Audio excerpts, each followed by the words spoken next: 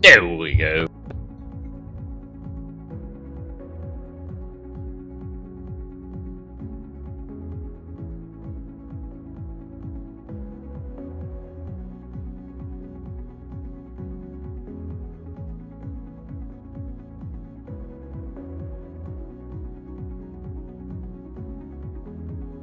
Three, two, check, check. Let's do this. Hello, everyone. Back for more, right? Last night we kind of spent some time doing some art. I'm not gonna start with our art tonight. We might end up on art. But for now, what I would like to do, because it was frustrating last night, let's go to a different scene here. Overworld, and yeah, sure, save it. We're going to set the main scene and play.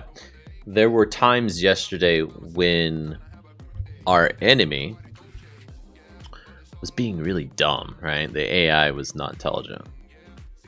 And that's what I think I want to work on first. So, okay, there he's trying to track me. Let's give him a chance to go and do his own thing here.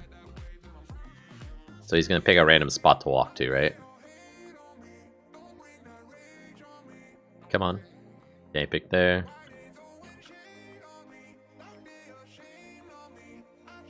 That was a decent spot. Now that he gets down in here, there's a more likely he's going to pick a spot that he can't actually get to, right? Let's see. Oh, he picked there. Okay. That was a fair spot. There. He picked going through the house, basically, right? And he actually picked a spot within the house. And that's not walkable. Like, he can't physically get there. So, what do we do about that? I think we need to take into account in his AI. Oh, that thing's in the way. Whether or not the path is walkable. Like, it's reachable. If that's even possible. So, let's take a look at the code. I think it's possible. I think it's as simple as looking at the AI's script that determines the path and asking, is it reachable? I think that's a thing.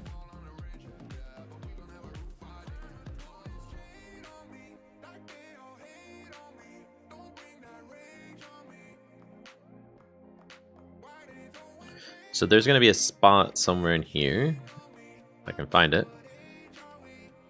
Check something. What was that?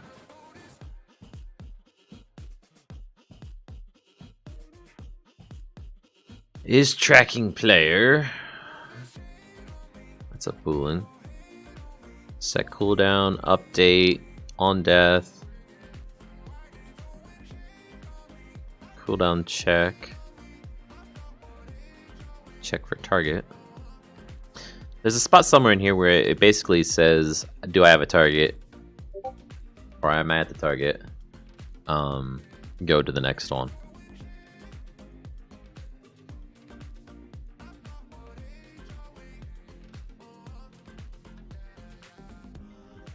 Probably an update here.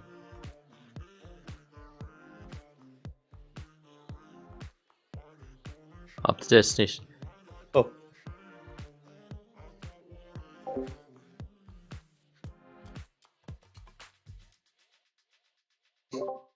Oh, I had to sneeze. Check. I got Mike's working. So is tracking player, and that's our target. It's gonna be a spot where it's gonna take a random right here. This. Right? So it's picking this as its new target. Update to destination. Please go to the thing we are after.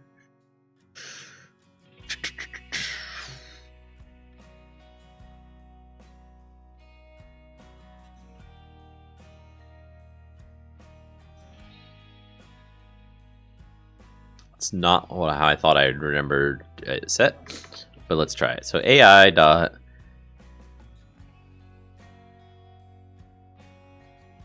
can move. What's that do? Enables or disables? No, that's not what I want. Is stopped, can move on search path. Called the agent recalculates its path. Path pending. True if a path is currently being calculated. Okay, no. True if the agent has reached the end of the path. Note that setting a start destination does not immediately update the path. Okay, yeah. That's not what we're after. Doesn't look like. Remaining distance.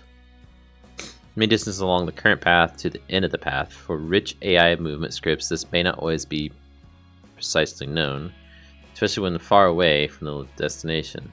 In those cases, approximate distance will return, and if the agent does not currently have a path, the positive infinity will be returned. Note that the distance to the end of the path may not... I want to know, is it reachable? Doesn't look like it has a reachable. Oh.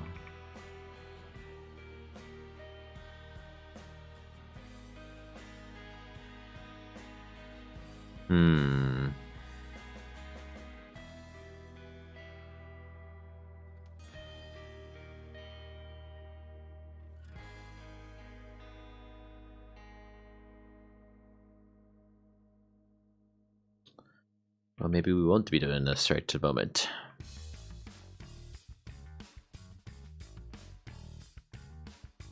This is best effort calculate.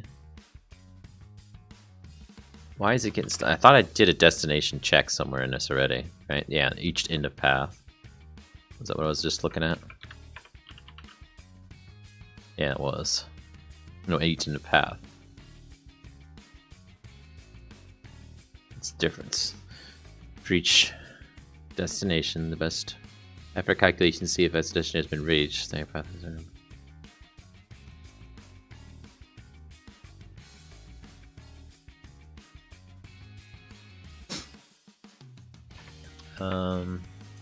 can dest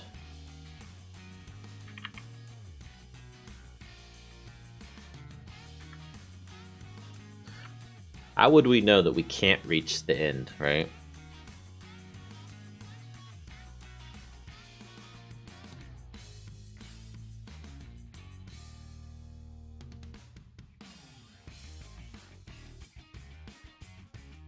AI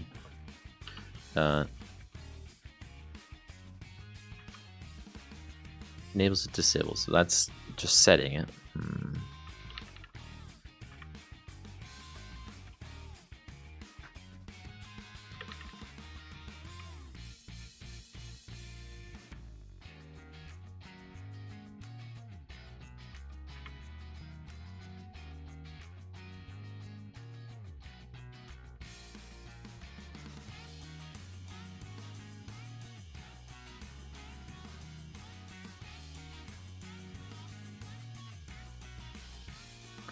Called when the agent recalculates its path.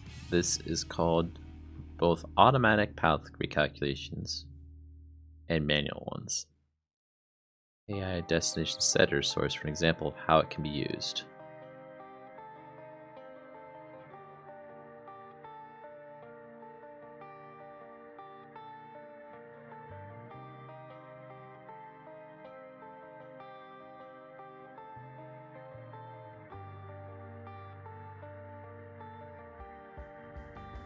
Recalculate the current path. You can set its path.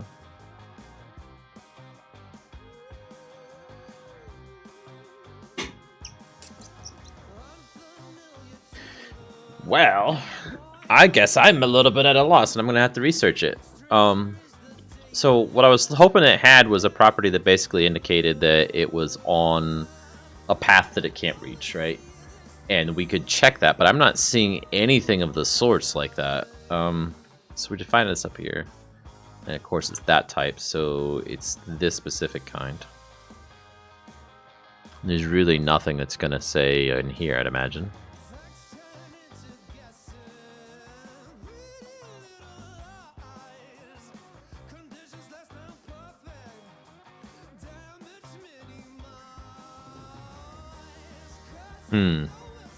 Is there a property for the path itself?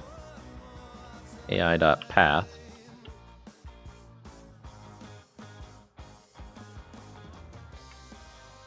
That's just true.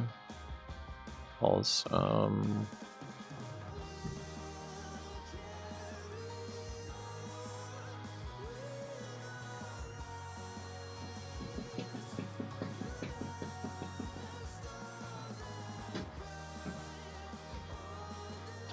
Yeah, I guess I need to figure out if it's there or not, right? And that's going to be difficult. If there's a way to get to the destination.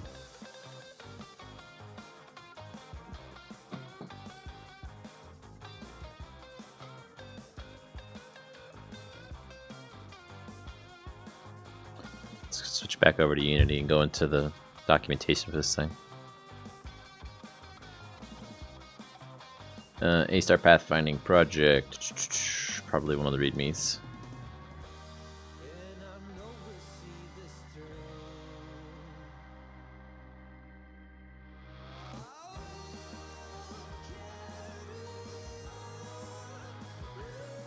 RTFM. When in doubt. There we go.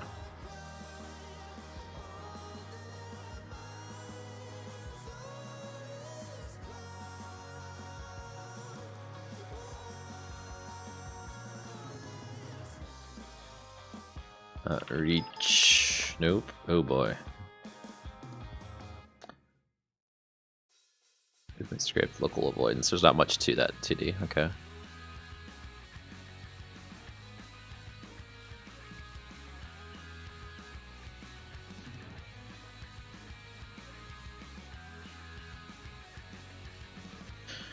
This is best effort calculation to see if the destination has been reached. For AI, reach AI pass scripts. This is when the character is within end reach distance for units. For LERP, it is when the character is at the destination plus or minus a very small margin. Okay, the value will be updated immediately when the destination is changed. Okay. However, since the path request is asynchronous, it will use the approximate units to see the path results. This is what... Wait a minute, what if I take and... That would be one way I could do it, right? So I could take the XY coordinates of the random point we're picking and seeing if it's got a collider at that point. That'll fix a small portion of the issues, right? So I could check the tile map. No, that won't even tell me, will it? How am I going to know if there's a collider there?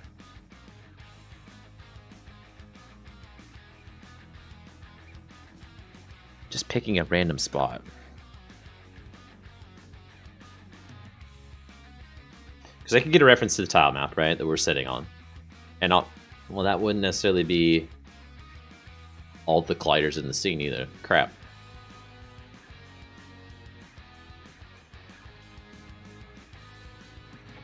What if we do physics 2D dot overlaps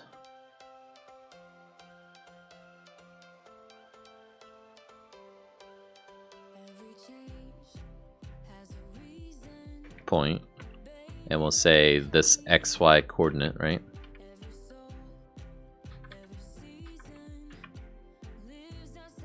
Assuming this takes a 2D. Yeah. Vector 2. This.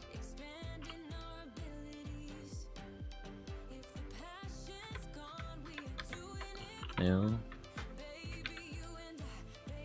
So we're checking if that point overlaps with a collider. There's 4 overloads for this. What other overloads? Let's cut this out. So just so we can do the layer mask. Float minimum depth. Not sure what that's about. Max depth. Contact filter and a result set. Well, we kind of want the result set. No, it just returns the collider. Okay. So there we go. So if it returns a collider, assume it's a collider 2D. We'll say C2D equals that.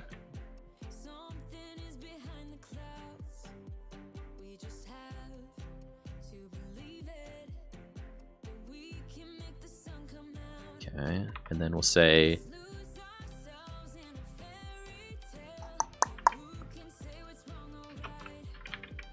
sorry, I'm coding this in my head. While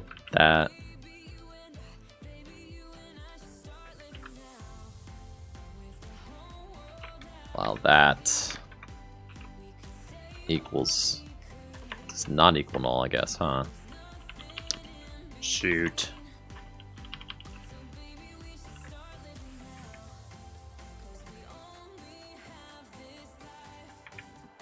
If you're complaining because it's going to be null, not assigned, yeah, so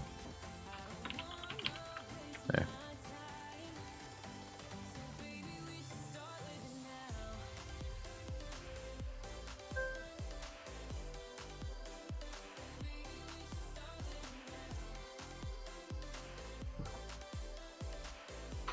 And then we set C2D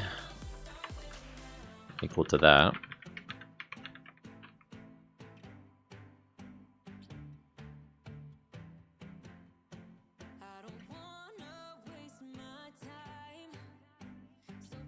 Unfortunately, it's not going to equal null the first time through. That's going to be throwing it off. I could just get the random point from another method and then call the method over and over. That's probably why I need to do this. I'm racking my brain how I'm going to store this properly, and there's no good way. Like, without repeating this code a couple times, there's just really no way, straightforward way of doing this. So let's get all this into its own little thing. Mainly those two lines that returns a vector2. And we'll use that. So vector2 get random target point.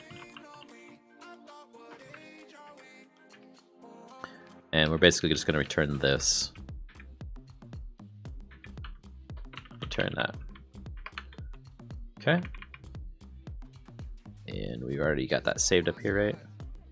Yeah, cool.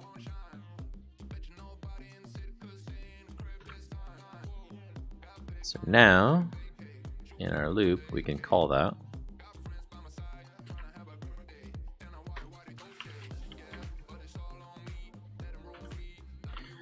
Vector2.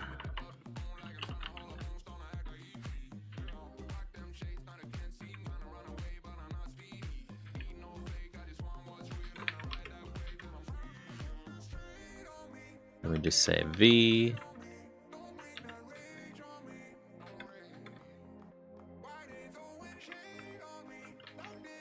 And this becomes v.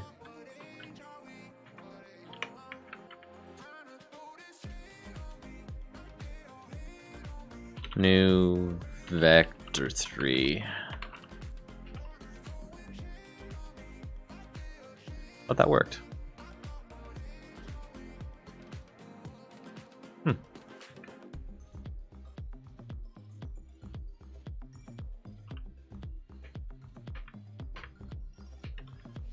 I thought you could cast from one to the other. Maybe you can. Vector3 v.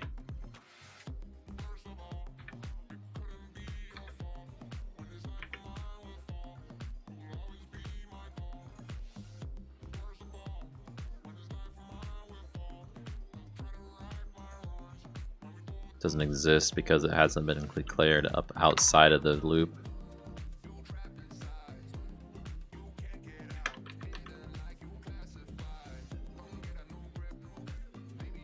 Now you can get me saying you can do it, right?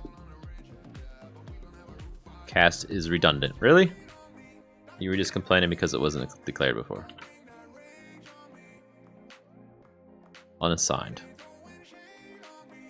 New vector2.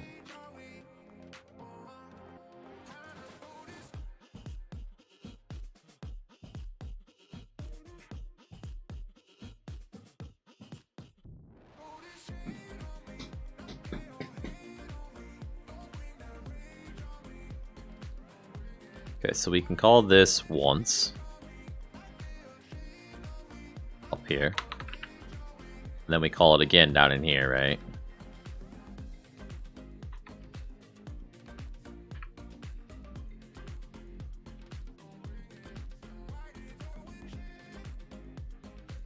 Okay, and then we need another integer that we're going to use that basically ensures that we don't get stuck in an infinite loop if there's nothing there. So we're going to say int I equals 0, and we'll say and I is less than, let's give it 10 tries. It's probably more than it's needed. And we'll say I plus plus, right? That way we never get stuck in an infinite loop. So this portion of it will eventually fail after 10 tries. And then we're coming down here and saying v equals that. We're going to have a point, and it's just going to get that point at that position, I guess. So we need to wrap yet another check, I guess, to ensure that the C2D is not null, or is null. If C2D is equals null,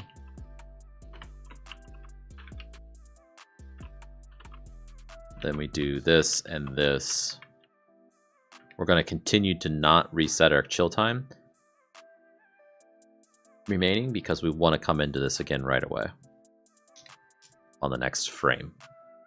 So we'll spend up to 10 loops basically going through this, looking for it. Yeah, let's try that.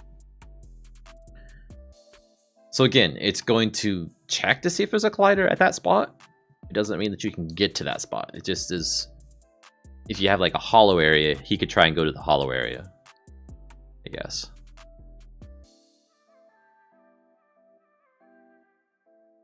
And is he stuck there forever? Cool. What's going on with this guy now? Let's check him out in the inspector.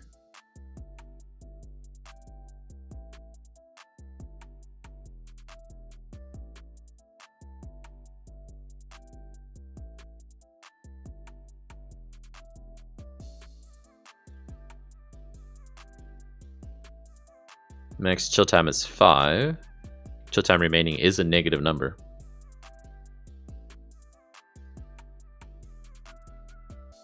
Okay, so that tells me something's screwing up.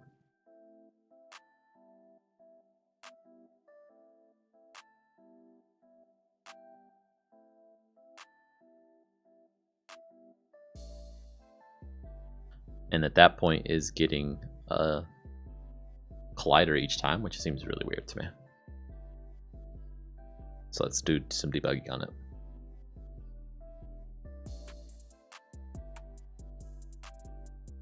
Okay, our point is at 41 and 69. We're gonna step over this point. Oh, it's intersecting with the confiner. Crap. So we're gonna need to do a layer mask, I guess.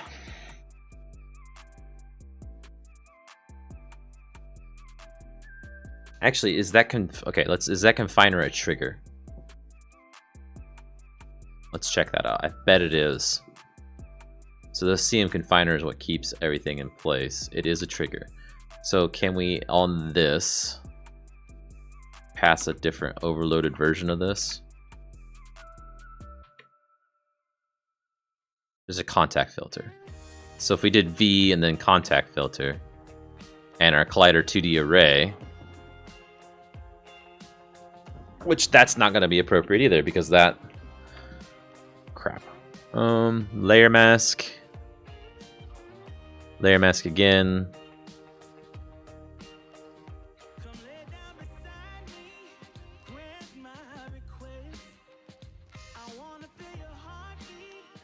Array results. The size of the arrays determines the maximum number of results that can be returned.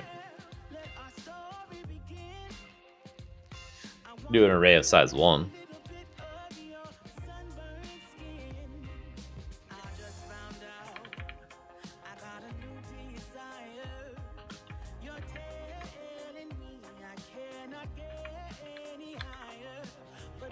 New collider 2D. 1, right?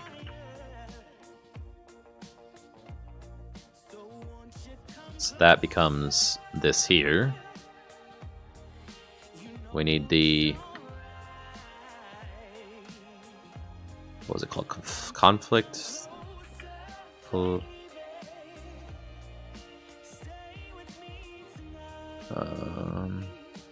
Actually, it's in my Discord. Let me look at my Discord, because we just talked about this. Contact filters.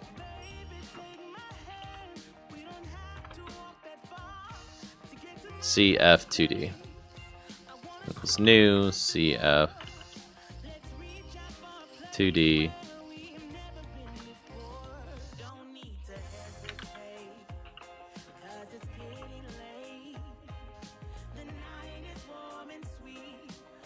CF2D dot is filtering triggers.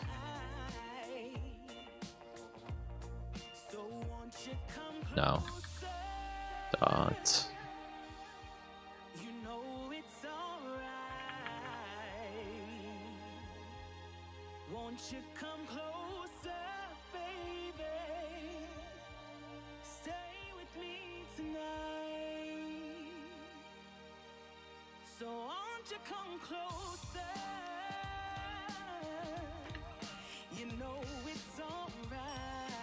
Checks if the collider. It's a trigger collider.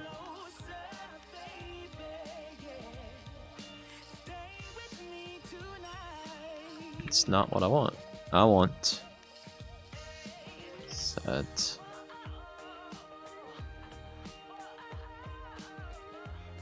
There we go. Use triggers. False.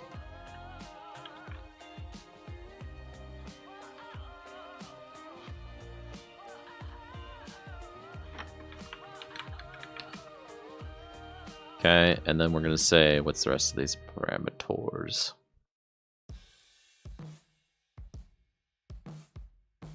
Contact filters 2D is the second parameter, and the results is the third, so first is the point. Oops, let's go back. V, contact filter 2D. Right, and then we don't need this. This becomes this down here. And we basically say 0.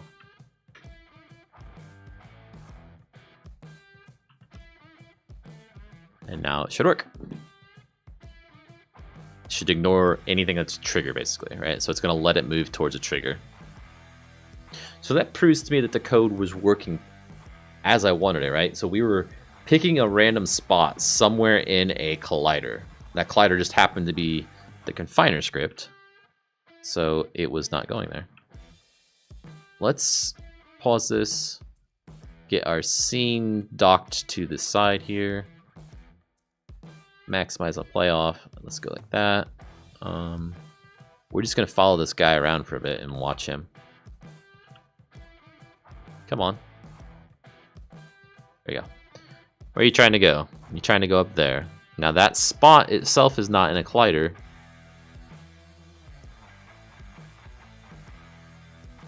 But he can't get to it.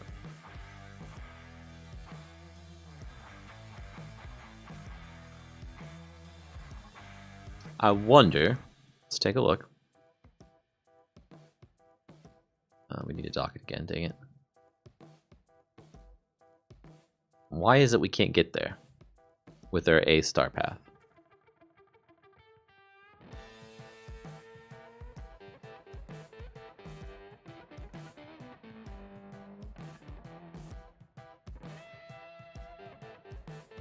Scan. So it's saying that that is a walkable spot. But if I look at my collisions, I can clearly see that there's a collider around this area. So why does it think it can walk there?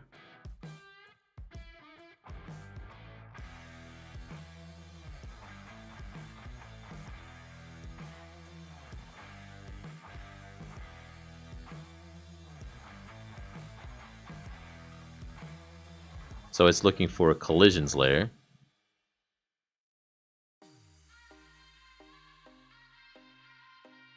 obstacles, and that is on collisions.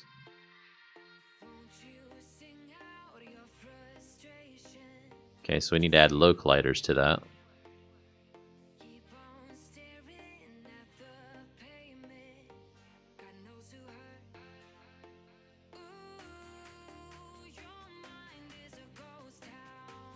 Projectiles, no. Player, attackable. Water, no. Default, everything. Okay. Let's scan again. Still not showing that. Why? Let's look at the tiles themselves.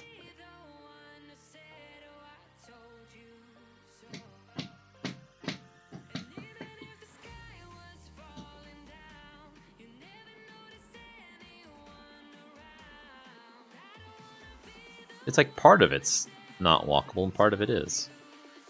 Something when it's blue is walkable, right? So it thinks it can go through there, but these other parts are not.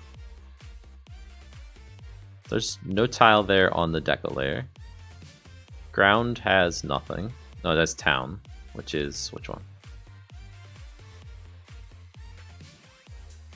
If I open that up, there's just Sprite Collider on it. Oops. There's no collider on the ground layer. That's not going to be anything. Let's go ahead and go to colliders. It's this one.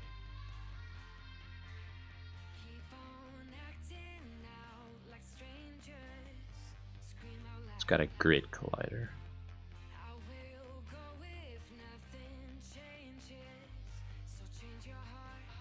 Maybe I need to change the parameters of my A-star calculation of the graph. Node size is 0.5. Let's take a look at the desert.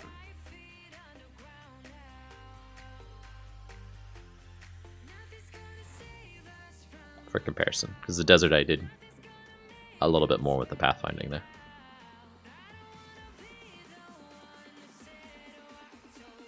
Grid size is 0.5. Our collision testing, physics 2D, collision testing, circle, default layer, interesting.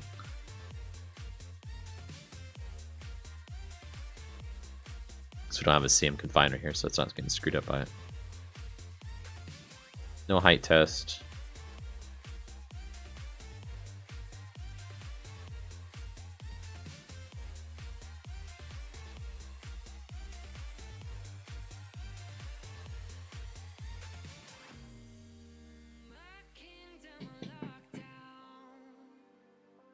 I'm not seeing it here. Anything that's majorly different that would cause this. The node size is the same, which is what I was interested in. Let's go back to the overworld. A-star. Let's scan. And we'll get rid of this. What happens if I were to reduce this node size down to like 0.4? And scan. Now it's showing it can't walk through there.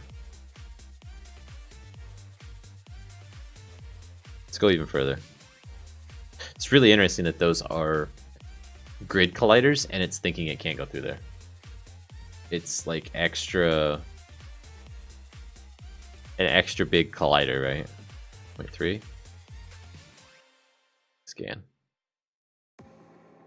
Nothing's walkable, really? No. A-star is not big enough now to allow it to get there.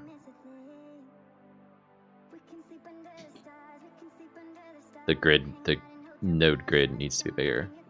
These physical numbers.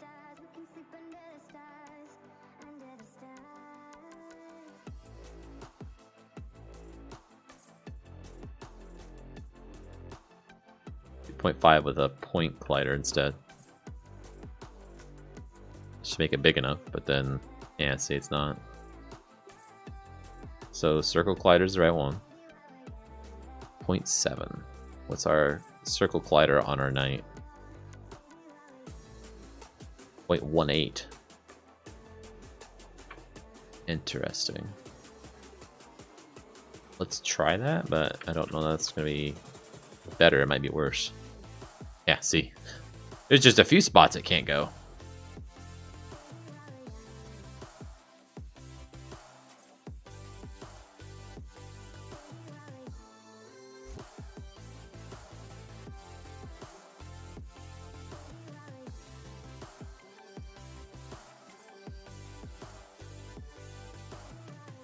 0.7, like, it's pretty accurate. It goes out there even, right? Maybe we need to make it a 1?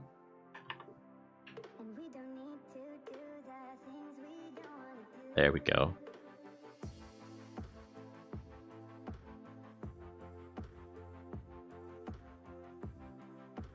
So it needs a bigger area before it can go into it, basically. That's what that's doing.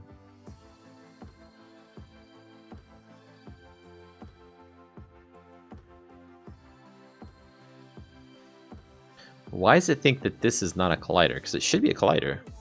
So if I go just pilot and select the collision layer, there is a tile on this. And that tile has a spite collider, so there's a collider there. And you can kind of see the green line here around the whole house.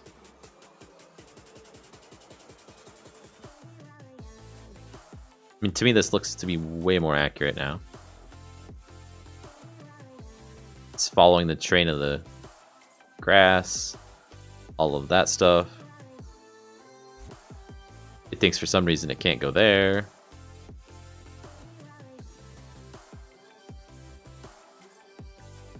Apparently there's something on this layer there.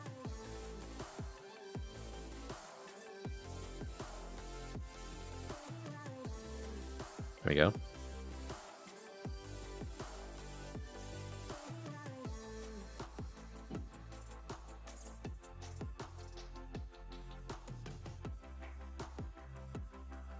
Okay, let's try it again.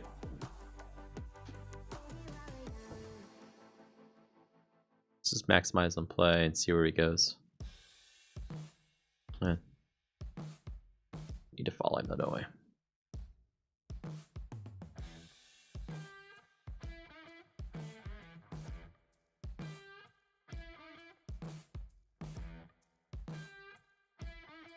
Our knight.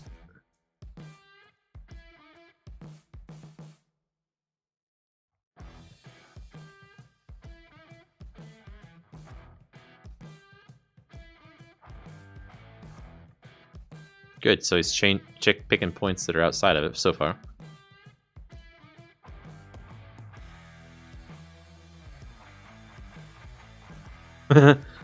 Long way around, but hey, why not, right?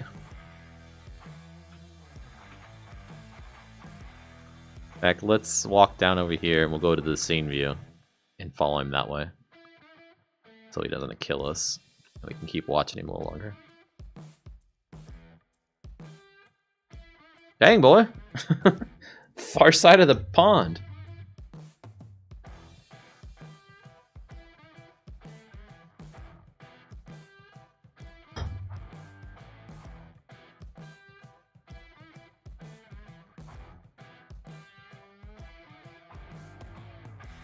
Okay, now he's got a lot of that pond area. Good, he didn't go there.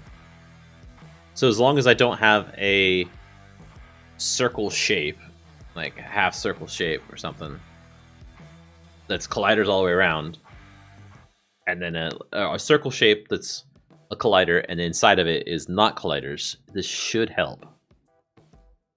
He shouldn't get stuck anymore, right? In theory. It's interesting he can wander that far off. Like, he's all the way up the top of the map right now.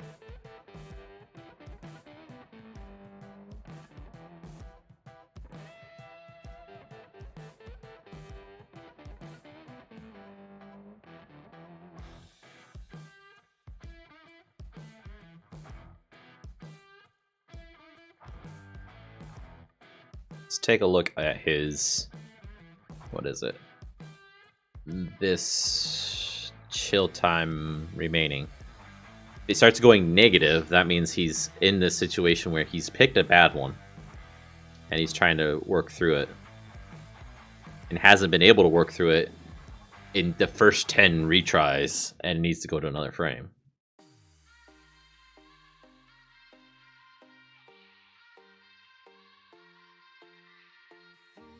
And it's really not changing his behavior that much either. That's the thing.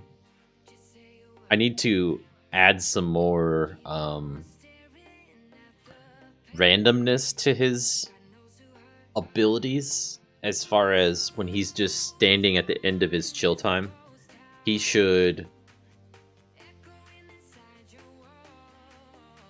change directions, right?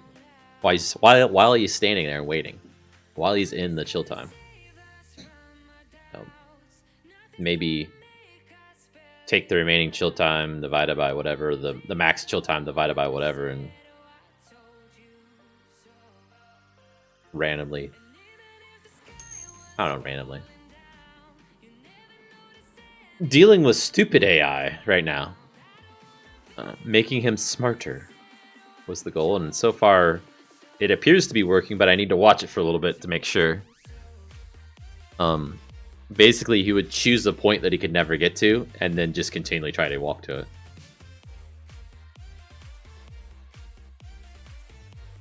So I've got them set up with like a wandering AI where you can see he's just picking a random spot and walking to it after a while. He would pick one inside of a bunch of colliders and then just like go all the way up to the edge of the collider and just stop, not go anywhere because he couldn't move.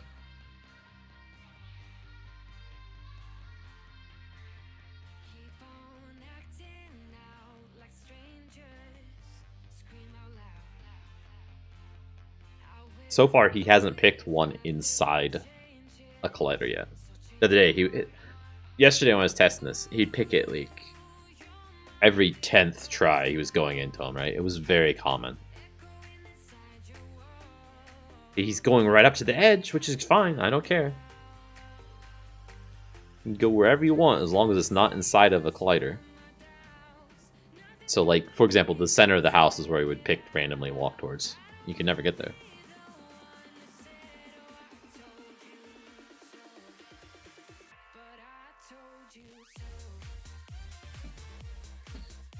Eventually, I might need to, for these characters that are in the overworld like this, set them up in a way where they can walk anywhere randomly, but within a area that's predefined.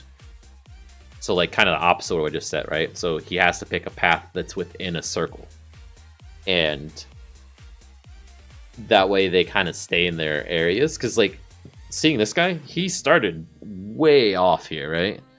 Like, he spawned down here, and he walked all the way up here. They came around the lake, wandered over here, came back down. Now he's just going back and forth. So he's going on the top of the lake again. He's like halfway across this map from where we set him up as a game designer to be. That's okay, right? It gives some randomness to the game. But the longer you're in an area, the more likely that these AIs are to wander away.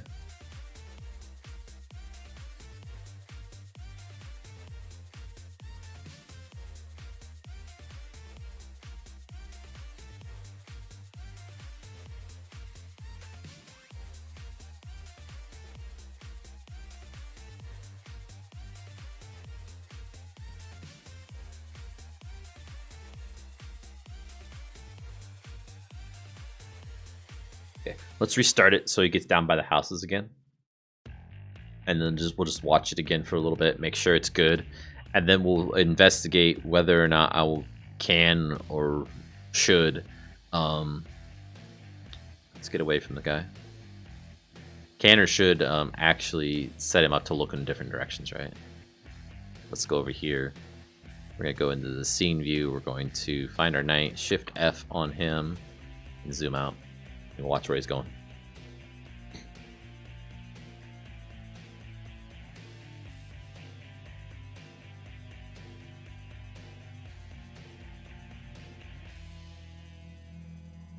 By having my grid size this big, for my cold circle collider this big, it might mess up with these guys walking through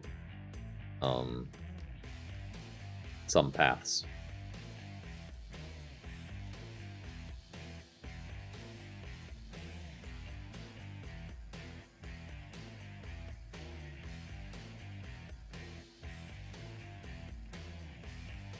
So far, he's not picked any houses or center of any colliders.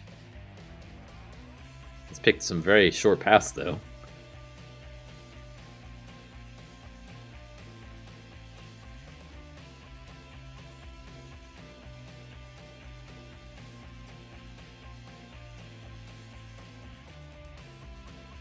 He's gonna go fishing.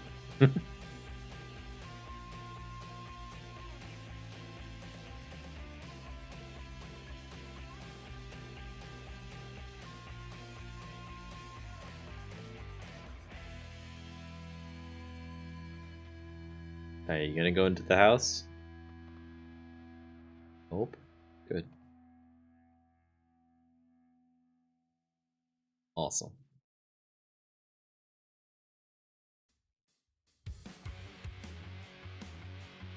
I wonder how long it'd take him for him to get over to me.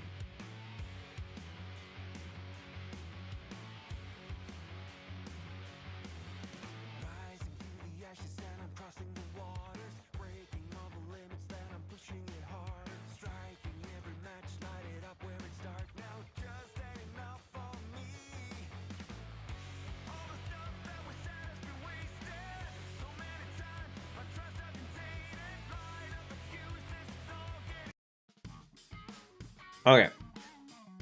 I actually need to step away for just a moment, use the restroom, get some more water stuff. So I'll be right back. I'm gonna leave this guy walking around. We'll see if he ends up in the trouble by the time I get back.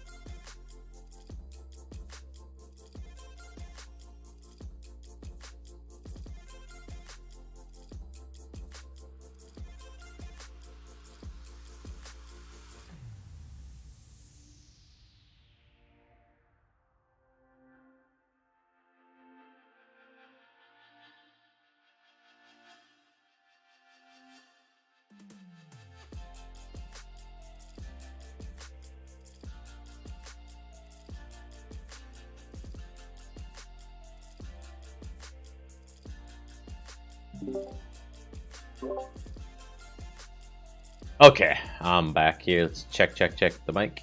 Yeah, cool. So he's still wandering around, so he didn't get stuck. That's good.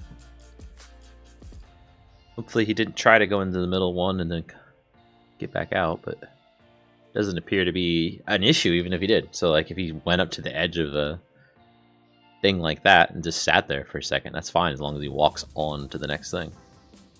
which it does appear to be doing now. We're still alive. He didn't kill us. I think we're good with this. I'm gonna go ahead and make a commit out of this. I'm happy with what it is. There's a bunch of stuff from last night too that I forgot to commit.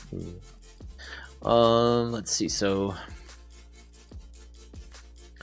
AI updated to not choose a random point inside a collider, and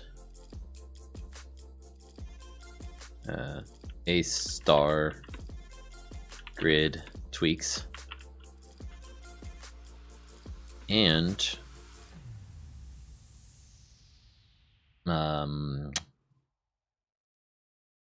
custom dungeon texture started.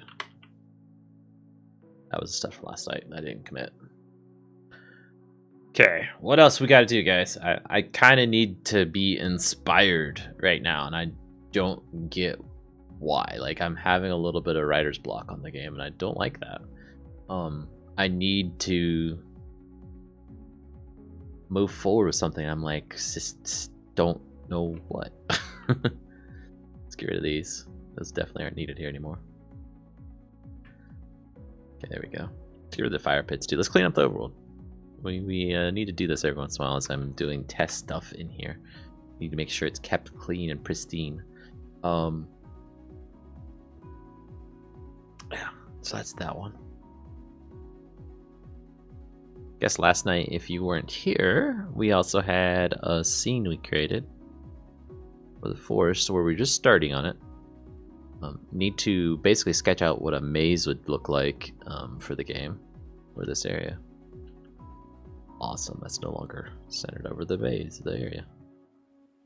So, starting on it, right? So it's gonna connect up with the other scene where we've got the river. Yeah. I guess the river part of the other overworld is set now for the village. Don't want to necessarily change that. Gosh, I almost want to go to this and work on this, even though this is tedious. So I know what I need to do to this. I need to fix these cracks. They need to not have perspective and need to be basically be straight on.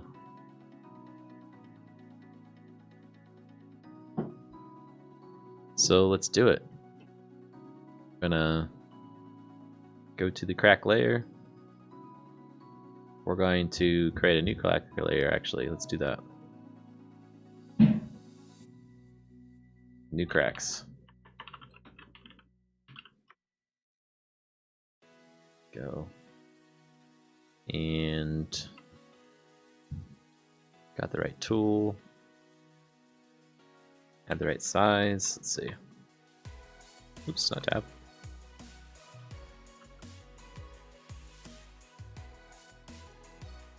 So these ones are pretty good, right? They're pretty straight on. Those are okay. This is curved, but it's still pretty much a straight on, straight on, straight on, straight. A little bit of an angle, not too bad. Straight, straight. Very angled, but it's in the wrong direction, so it doesn't matter. We just call it a crooked block. And over here, this is where they start to all kind of just start to lean. We don't want that leaning, right? That's what I realized last night, right? So these leans need to not occur. I'm gonna actually select everything on this layer, the crack layer, copy it. We're gonna paste it onto this one. We're gonna paste it in place onto this one. Turn this one off. We can turn this as a solo, and that's what the cracks look like, right? So you can see there's a bit of perspective to these. These ones here, they are all straight up and down. These ones here angle towards this area because I thought perspective was important. It is, unless you're going to tile them around the piece, right? So if I were to rotate this up here, the angle is basically going to go this way, and that's going to be contradictory to what it should be. It should be actually this direction. So by reusing this, I kind of need to not do that. So we're on this cracks layer, right? let's get our big old eraser out, size it up, and start getting rid of these ones that have some perspective to them. So all these ones over here. That one a little bit, this one a little bit. Those are probably okay. So now let's go back to our tool here. Come on. Why can't I click to zoom in? There we go. No, the brush, please.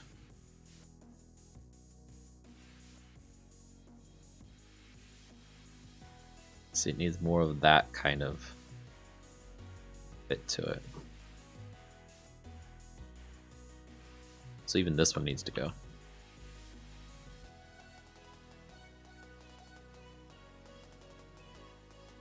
Like, not being perfectly straight is okay. What's not okay is having that angled towards the center.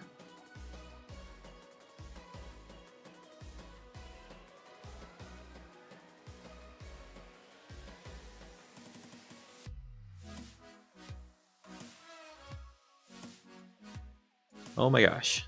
Stop angling it.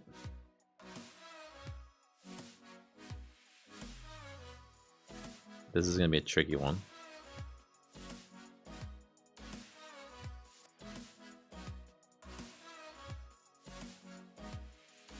We're going to have to cut that brick up.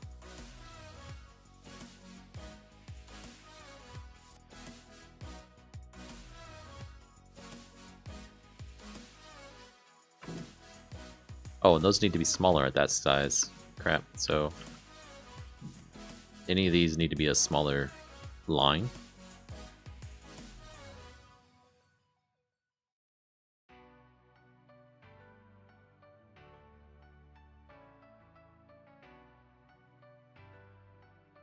Okay. So now we need to go to a smaller brush.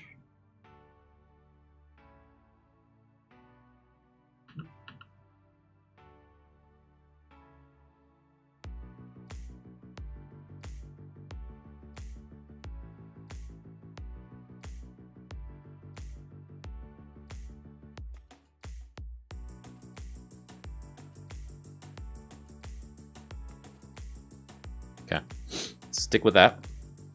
And then we need to go delete this one, right? So this here is that. Okay, so now we need to go on the direct path, direct selection tool, and grab this corner and pull it down. And grab this one, pull it back up. And then this is our darken, so we can grab this corner and this corner. Just like that.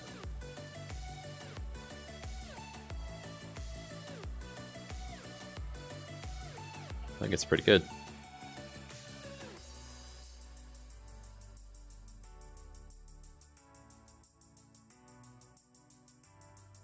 Yeah. Okay, so now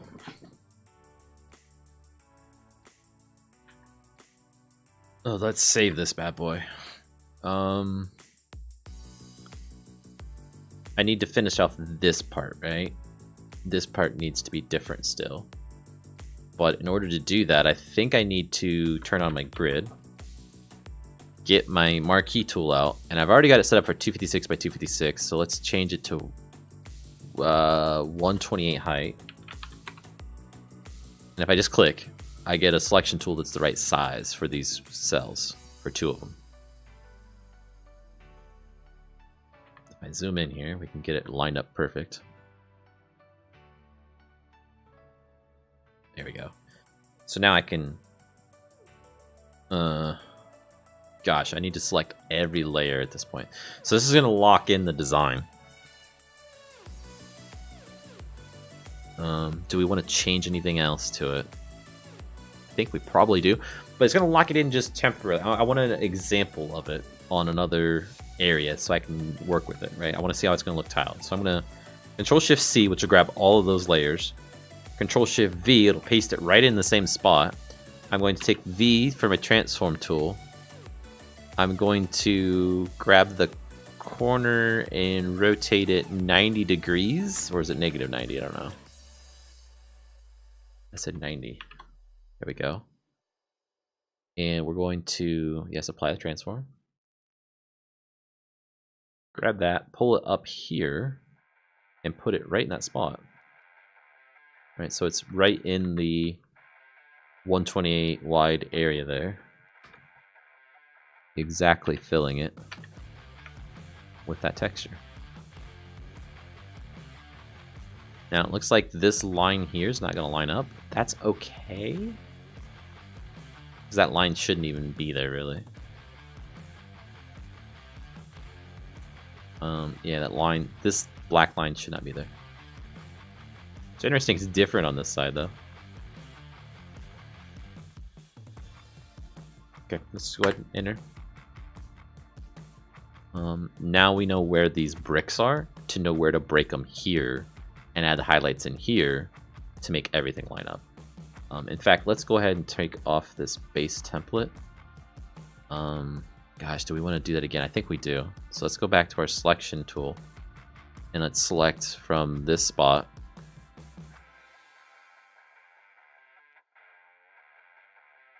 We'll delete this whole layer we just pasted in. Right? Delete. And delete you. Okay.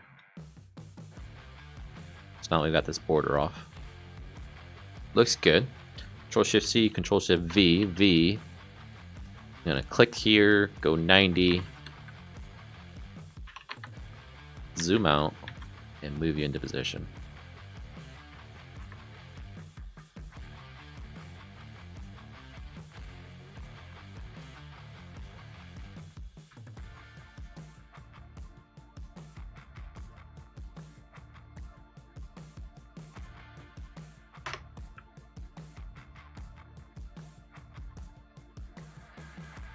Interesting. So we actually cut off part of a highlight. That's going to be an issue. That highlight can't be there. So we got to delete this. We need to go down to our lighten areas, which is this one. Go to this. And we can either move this in or get rid of it altogether. I'm going to vote for get rid of it altogether because it's not needed. Let's grab our other direct path tool. This one we're going to cut off there. So let's instead shorten that one. Ah. Come on. Direct selection tool. Just went that point.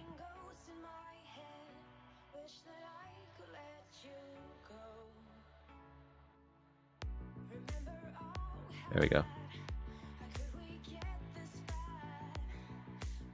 That should be okay then. So I'm trying to avoid crossing this 128 width line.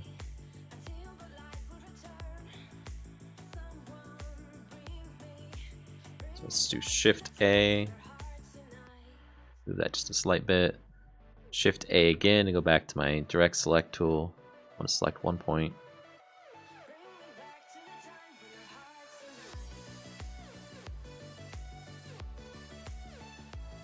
It's interesting, it's still showing there. Perhaps that was done with another layer at one time and I merged it in. So, gosh, what layer is it going to be on?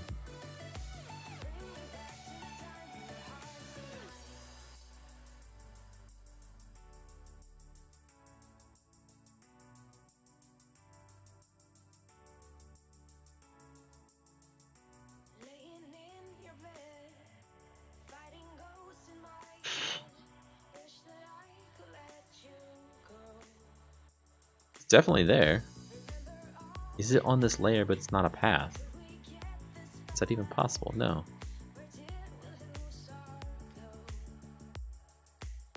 Okay, so it's not there. Ah, different color. Cool.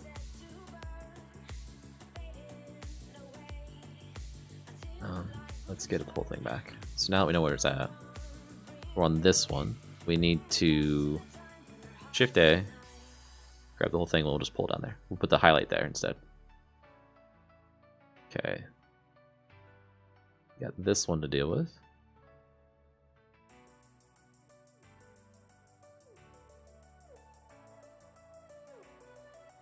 And this one.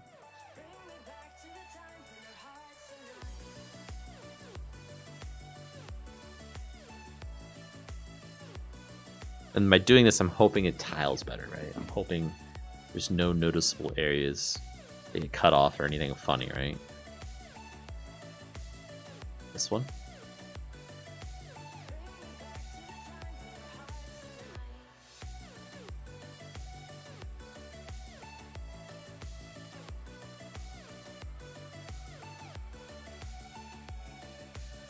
Good there. Good there. There's nothing crossing it. Okay.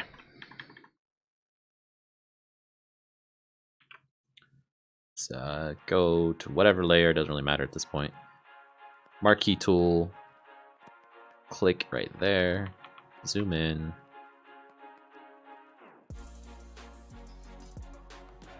It's good. Control Shift Z. Control Shift V. V. Click. 90. Come on. 90. Enter. Move you over to there.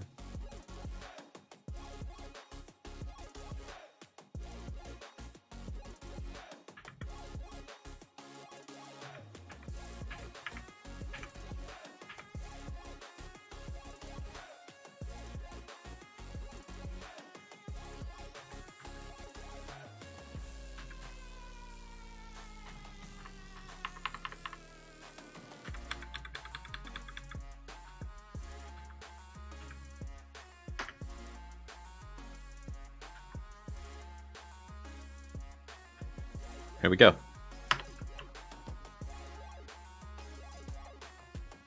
So that means I need to basically put the brick breaks in. And it doesn't, so when I did this last time,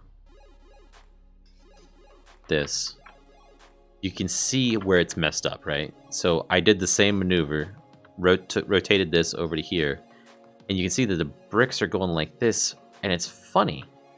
Maybe not so much over here, but over here it's really funny because they're coming this way, but it should be going this way for this corner, and it's just wrong. So by having them go vertical, it's okay then. And if I come back over here, and we look at the original that I'm using as a reference image, they're vertical, vertical, vertical, vertical. There's no perspective on these bricks here. And it took me a long time to realize that. Because there is perspective on this, there's perspective on this, and this. See, it's smaller at the bottom slightly than what it is at the top. Same thing for this. This is a little more drastic of a reducing in size, the perspective change, right?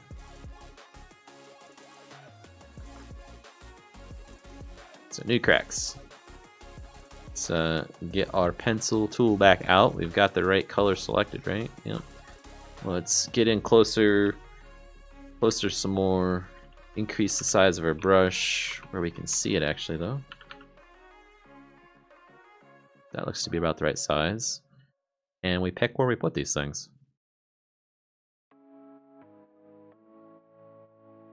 This could be an okay size brick. It's kind of a little big. Same for this. This is too big.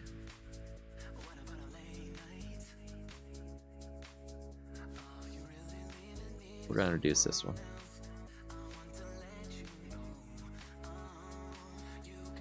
This needs to be a smaller brick size. Or smaller crack size. Nope, too extreme. And notice I didn't cross that blue line. Because this is a different texture than this. So by having it there, we're still on this texture.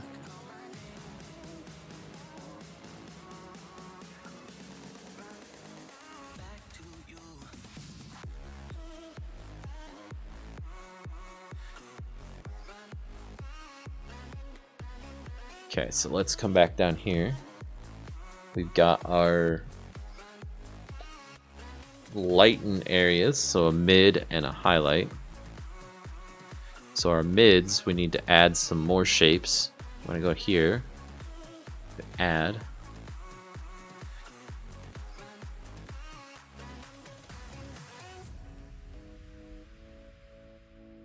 Just like that.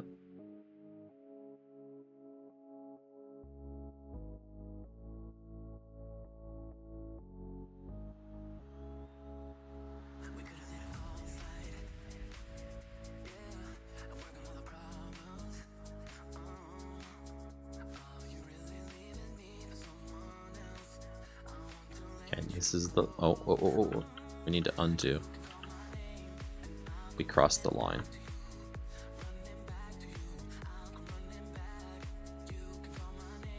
There we go.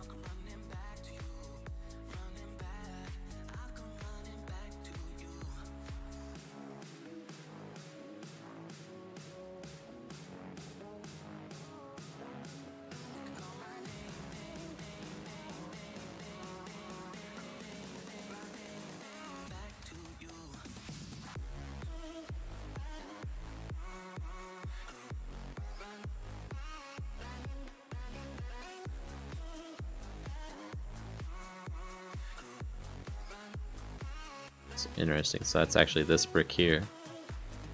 Doesn't have any highlight at all. Some of them not having it's okay.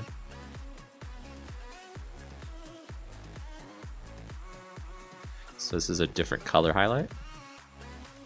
It's more intense.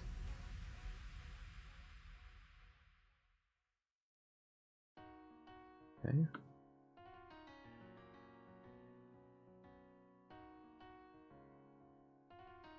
There we go. Okay, next maybe we can get some darker ones. So let's go for this color here. What happens if we mark up a dark area down here on this? Let's have a look.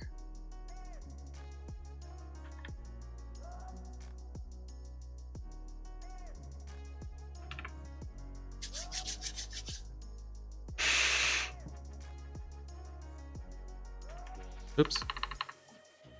Where's 100%? That's 100% right there.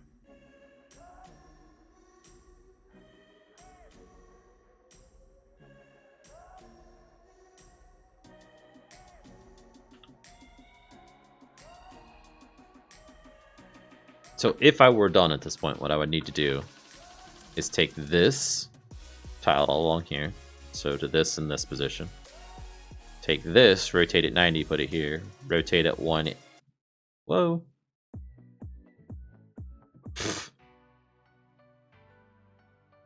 What am I doing? Rotate it 180, put it here, and rotate it -90, put it there. And then take this, flip it to there. This, flip it to there. One of these two gets put here, and same for down here, right? So I guess this is this one. This is going to be a middle one. Maybe I'll draw the third one in there. Just get some extra variety. That would be our walls, right? For those shapes. Then I need to do the other corner, right? So these are the 4 corners of an interior room. We also have a corner that's, how do I describe it? Like this, where the wall goes this way and this way. So it's a corner that fits into a room. Instead of like this being the room, this is the room out here around the corner. So an interior and exterior corners.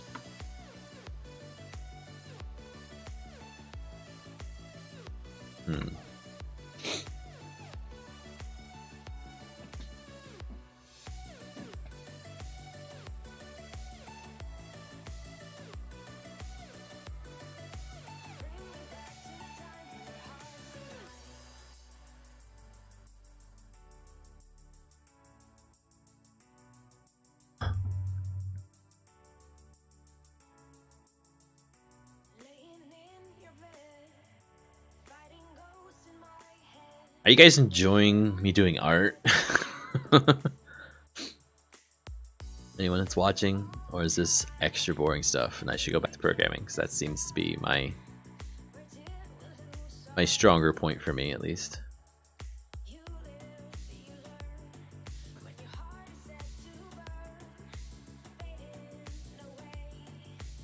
Don't have any top highlights on these at all, so let's try and fix that.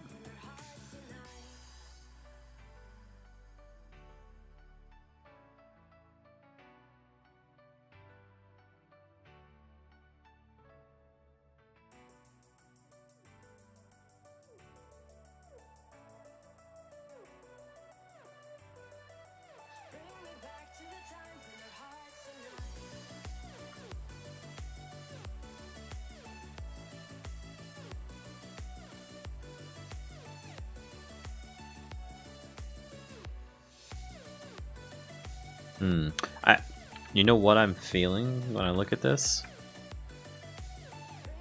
This crack is nice and big. This is too small. I'm not sure how to fix that though, because this is a 3. That's a 1, I think. I guess I can make them 2. Double them up. Still here. Put it this way, I'm watching more of you than the other streamers I'm watching. You're watching both of one at a time?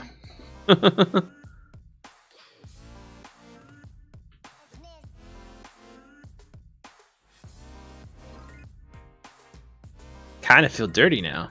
You're cheating on me.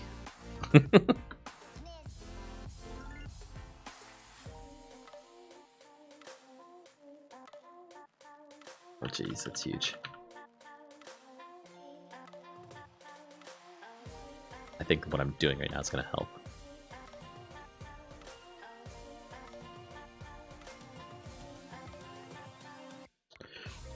If I can do it right, I'm trying to shortcut it, and I need to just do it right.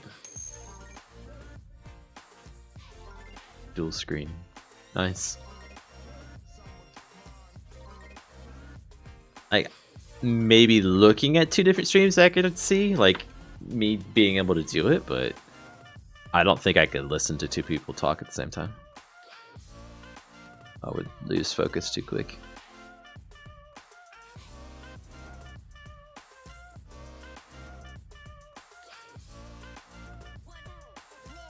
Crap.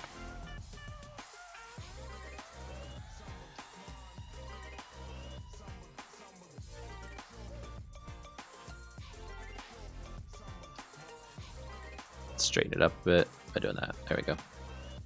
Ooh, that almost looks worse. Get those kinks back in there, please.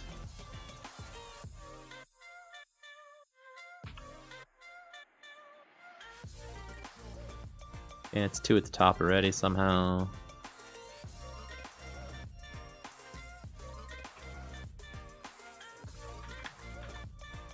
Okay, we didn't get this one.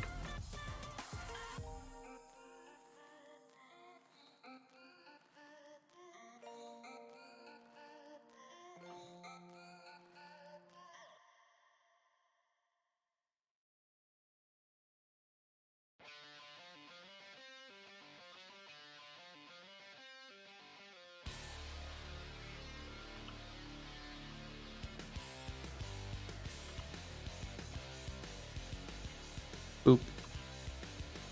Boop. Boop.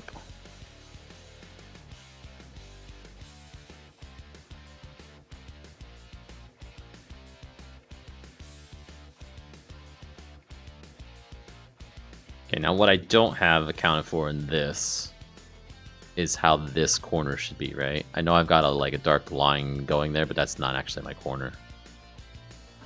See, they've got so much highlights on these. They're blowing me out of the water on highlights, and maybe I need to do the same? Maybe? Let's look at that. I mean, that brick looks like it's sticking out a good ½ inch, right? I'm just barely touching the highlights. And they're not in the right spots either. Oh, okay. Okay, not liking it right now.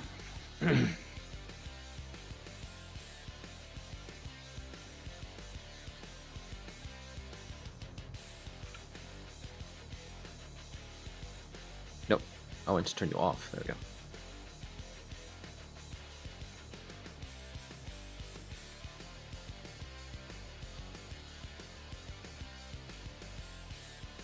Yeah. Okay.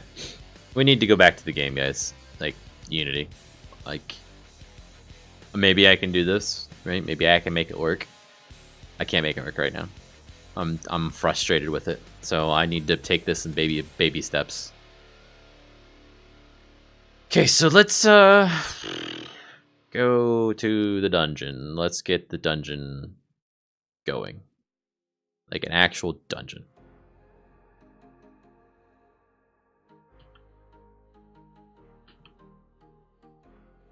Okay, here it is.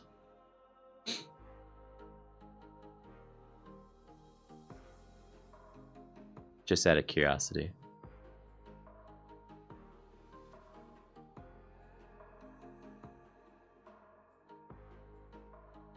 I did put them in there.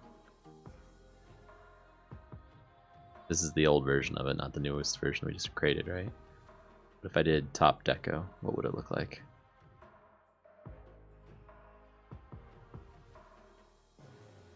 Oops.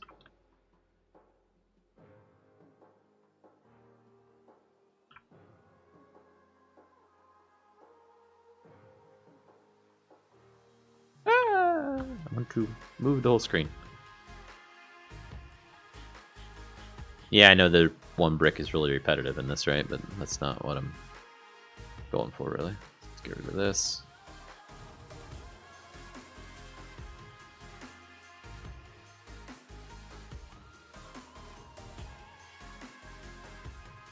Maybe I can make it work.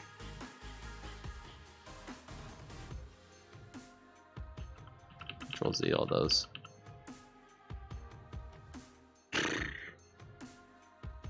So I did a lot of testing in this room, right? I think we're going to want one skeleton in here, not the other. We're going to not have the multi-action receiver.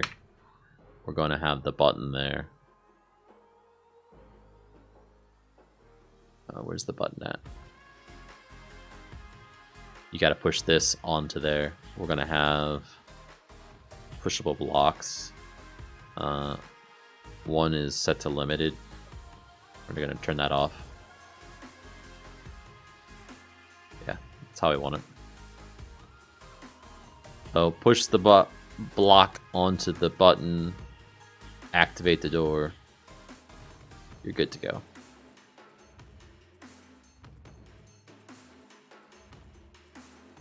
Then we need to exit this area and go into the next area type of deal. So we're going to create yet another exit point.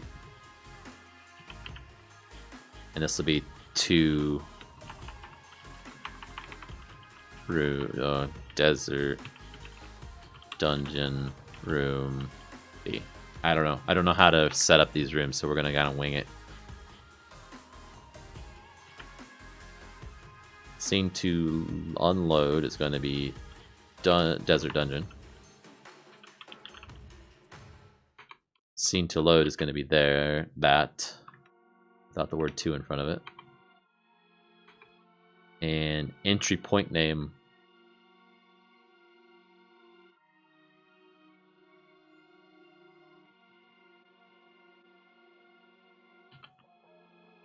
I'm trying to think of a good way to start naming these.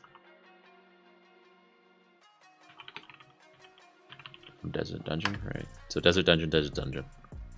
This is Desert Dungeon is the name of the scene. Oh, Desert Dungeon 1, sorry. Is this a duplicate then? Nope.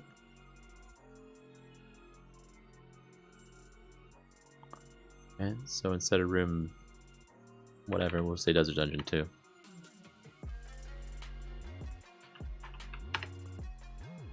Okay, where are you located? You're down there. Let's grab you, pull you up. Oops. Put you inside that door.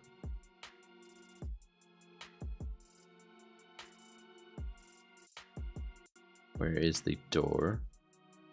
Door's there. You can't get to it until we go to there. So we can pull this down a little bit. There we go.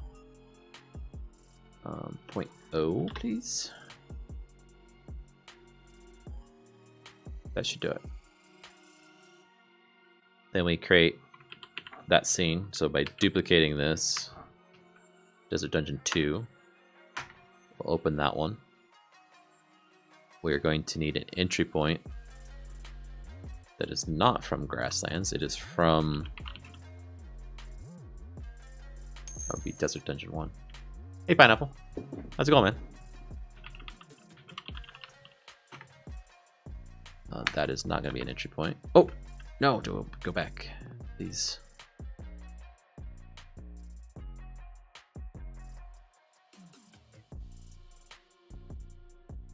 Don't always have two of them. Hey! Easy second. What are you talking about? Oh, you are in second now. Look at you. Thank you for the cheer, man. Now you have the silver medal. It goes with your VIP diamond. So let's kill the skeleton in here. Let's... interaction elements. So let's just get rid of all these for right now, because I'm not sure how this room's going to be laid out. This entry obviously is going to be different. Instead of, well, that one, we're going to have more of this type of entry. So we're going to want to change that. So let's go to our tiles. Let's start like physically painting the room the way it should be. So it's going to be on collision. Where's the tile map? It's going to be that kind of door. Get rid of those banners. I almost need like to create just a blank room with a single wall and not much else in it. That way we can just use it as a template and then build off of that. So this is like technically down a floor. Let's see, how can I go about clearing this stuff out without too much extra hassle? There's so many layers. Your top deco first.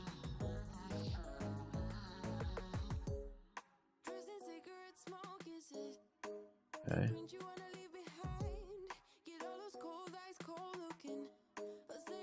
Low colliders, get rid of that.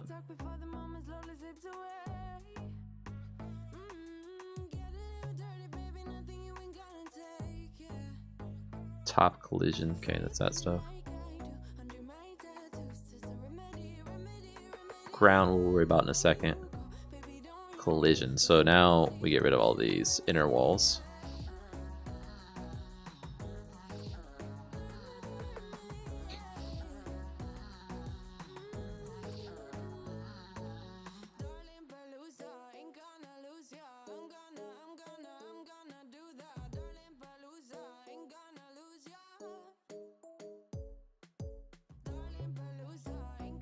Okay. Ground has all this stuff.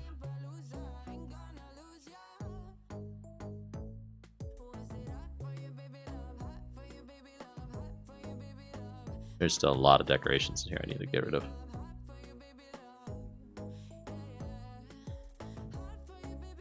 Deco, there we go.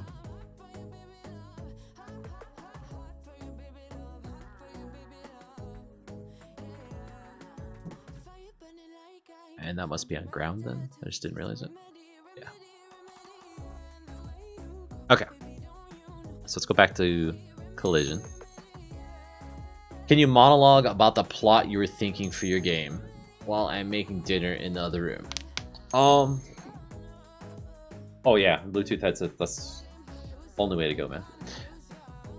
So I've got the first part of the plot down pretty well. I will open it up just in case I've forgotten anything.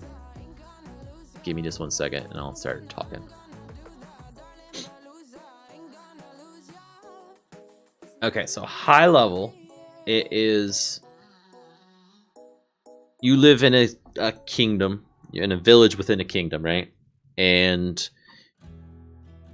there is an evil sorcerer or wizard or evil being. I haven't decided 100% on what character is going to look like, that has put a spell upon the king of the land. And he is using the king to do his bidding.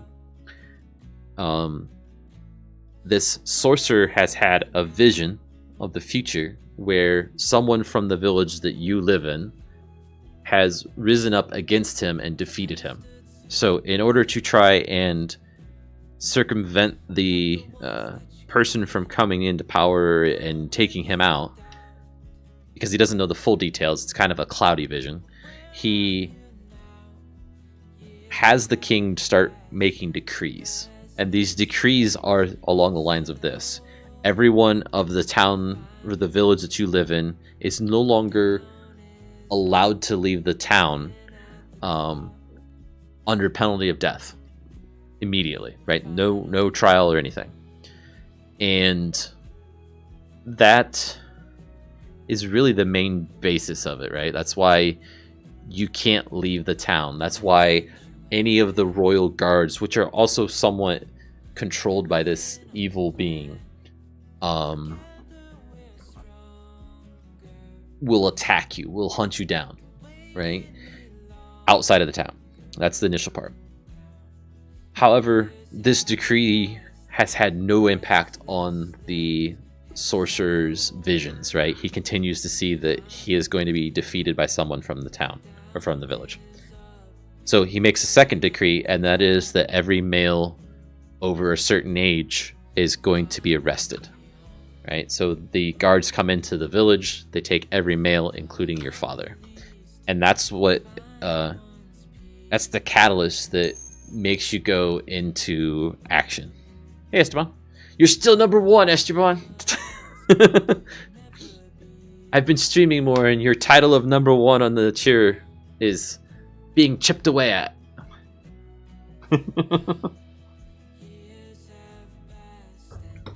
Anyway, so yeah, I know you still got a little bit of a lead, so you're fine.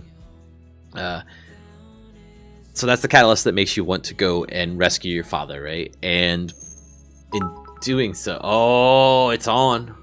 Two more biddies. Where was I? Your starting quest, right, or your starting objective is to get a sword, right, so that you can go rescue your father. So you need to go upstairs, downstairs, somewhere in your house in your village. Oh, even more biddies! Look at all the biddies flying in. No, you're fine. And that's gonna be like number one. So many pennies, exactly. Just throwing them up in the air and let them rain on me.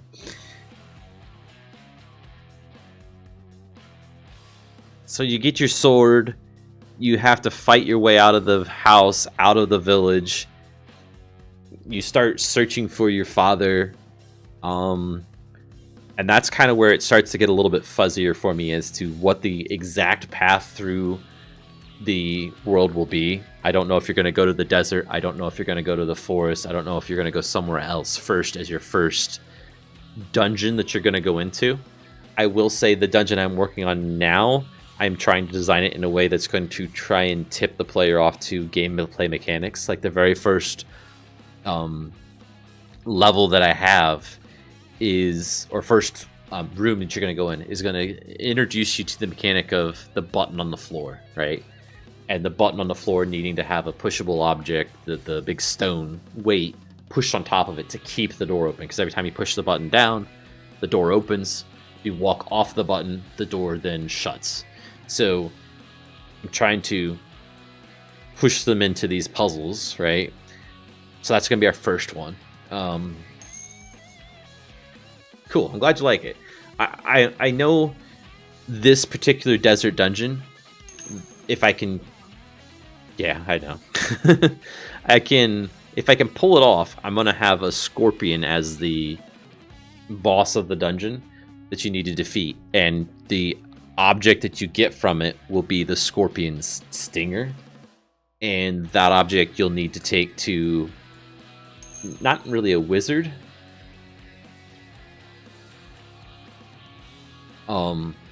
but what's it, like a chemist, a source? I don't know what the right term for it, an alchemist.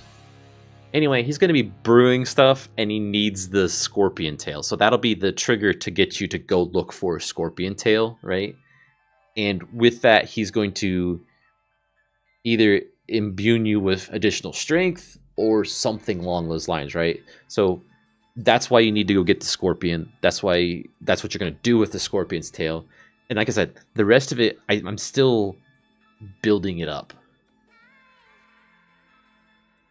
That makes sense.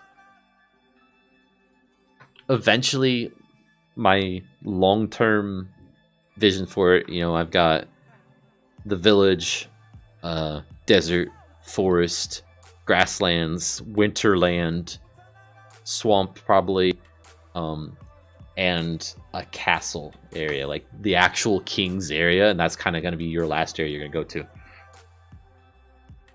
So, yeah. Casino? What you talking about? Not representative.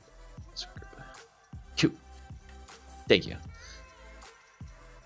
I had to look up atypical because I don't use that in my normal vocabulary all the time.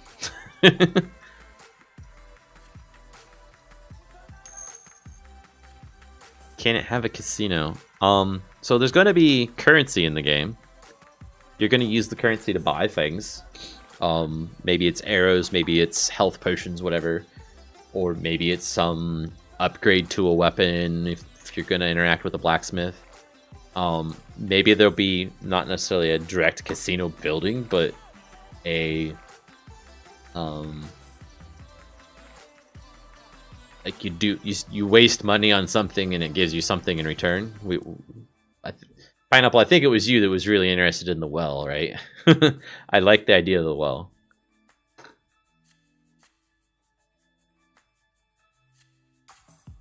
So let's make this a little bit of a different style room, right, than what we've done so far, which is not much. Yes, the well. We've got coins, we've got wells, we've got to do something with them, right?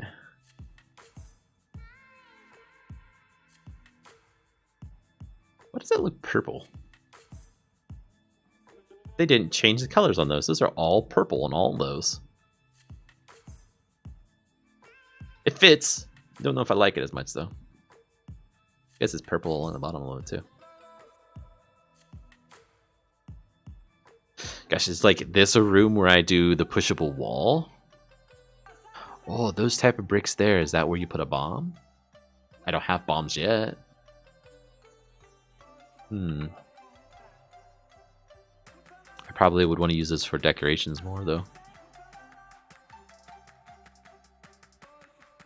Some variations in the wall.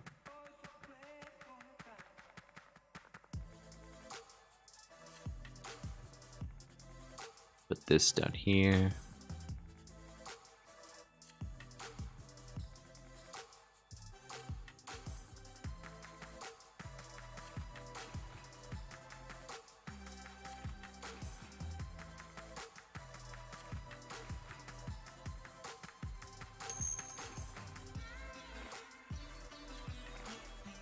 Any names for anything yet set and stuff? No, not even the name of the game. I'm actively, while I'm not physically sitting at my computer looking at this, racking my brain for a name for this game. I kind of want to somehow tie in well,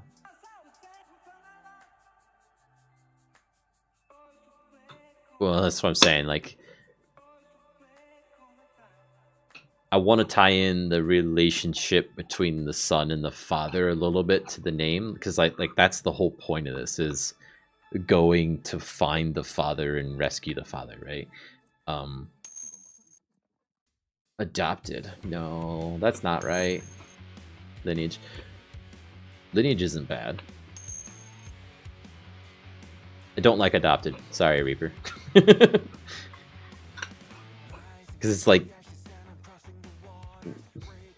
adopted is more the parent doing something with the kid, right? This is more about the kid. Inheritance. You're on the right track with that one, right? It is something like it. And it's not that the fathers died. So this is going to sound like a stupid name, but it almost fits the time period that I had in mind, like, you know, medieval and magical. I don't have a game name. I just said what the game is about, dude. Reaper, you never pay attention. So the name that I have in mind, and it's more like I'm brainstorming it still and trying to figure out the right word, is Kinsfolk. Kinfolk. Right? And it's not that that's the name, it's more what has that type of historical usage, right? Because it was used back in the day, but also like have some type of, well, I thought about kin, but kinsfolk sounds even older. Like kin is more of a, here in the United States, like someone to say that's my kin, that's like awesome. Like, I thought it looked pretty cool too. I'll tell you what though, with what you showed me last night, Peter, I'm liking Photoshop more. Anyway, so the kinsfolk seems like it's more of a medieval period. Kin is more like a hillbilly term, right? My kin. I don't know. It doesn't seem Old English, right? And I'm trying to think of some other synonym for like honor or like your obligation to your kinfolk, right? So something like that would help round out the name. So I don't want it to be just kinsfolk. I want it to be like some indication that like you're obliged to go help your father just because he's your father, right? Just because he's your kin.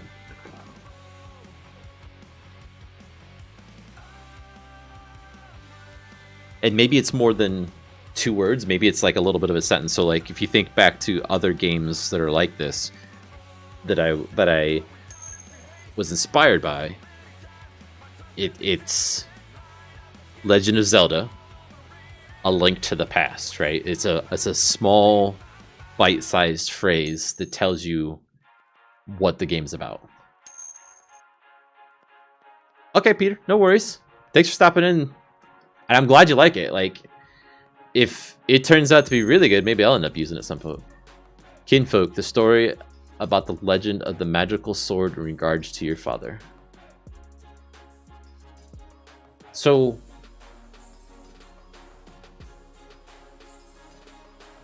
I kind of like how you're writing it so far. I'm not sure about the magical sword part of it, right? Because it's more like that's just your starting sword.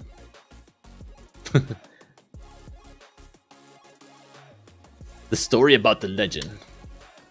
The movie about the guy who made a movie in the time.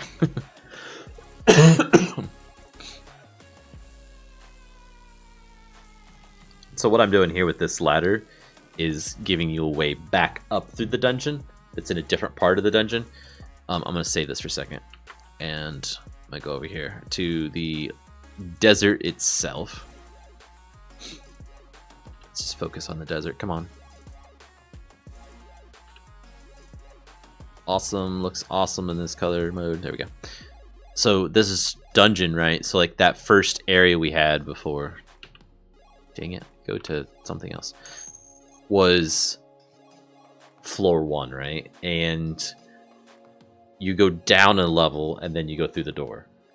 When you go down that level through the door, you're now at like subfloor 1, right? And then you need some way to get back out to here is what I'm getting at, right? Because I'm going to put something out on here that's an item that you really want to get, like an extra health kit or something like that.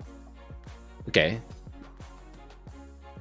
Kinfolk Battle of the Scorpion Stinger that is used in a meaningful way to reference that time that child saved his father. Yes! You've nailed it! Ugh. Kinfolk.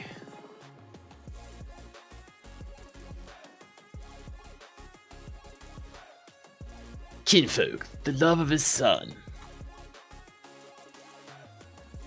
Honor your elders, kinfolk.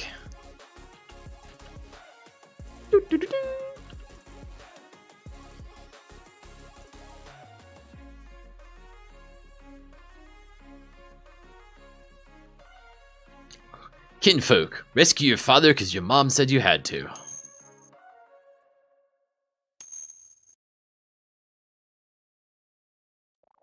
Parental bondage.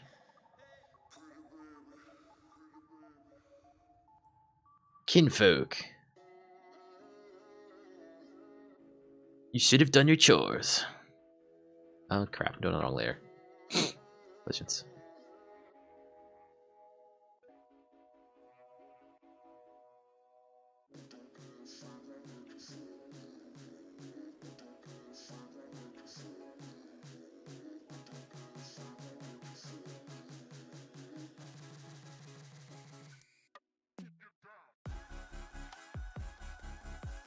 Ooh.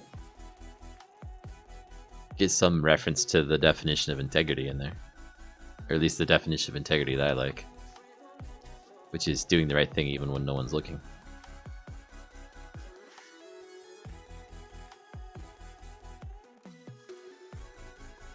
Kinfolk, sometimes you have to take matters into your own hands.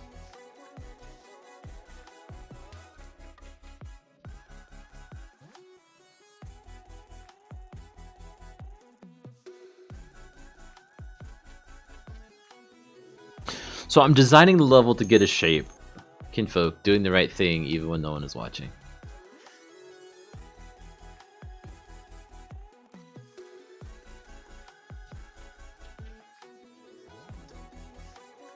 So in the way you're writing these, like, I have no problem with it at all, but you're making me think that Kinfolk could be the name of the game by itself, and then the tagline just goes with it.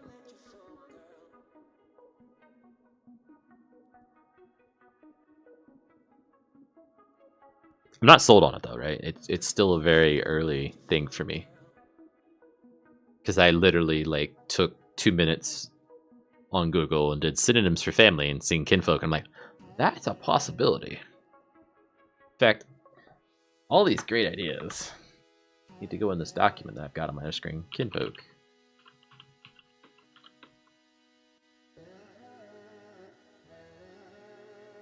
Some tagline here. Yeah.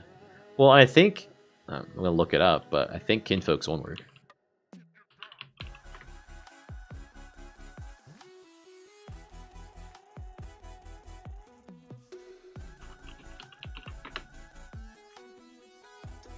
Yeah. A group of people related by blood. That's the definition. I have no idea. It might be. Like, I'm just brainstorming it right now. I haven't put research into it to see if it already is.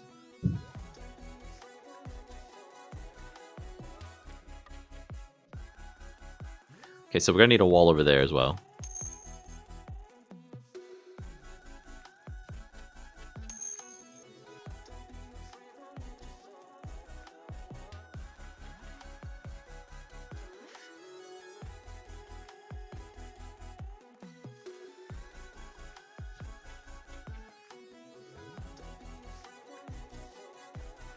What was the beep boop about? Don't get it. Why is that? Did I put that on the wrong one? I did. Top deco it needs to be on. There we go. So then I can get that off of deco then. So I'm not confused later. Here we go. I go back to collision. Go. This brush.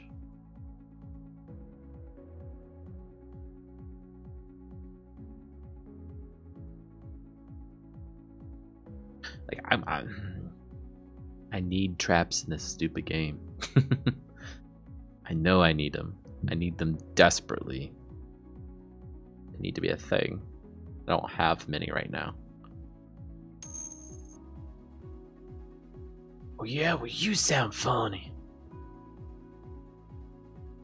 Shouldn't sound funny. It's my same mic I always use. It's less because my nose is stuffed up or something. Make sure my wife is not messing me. Nope.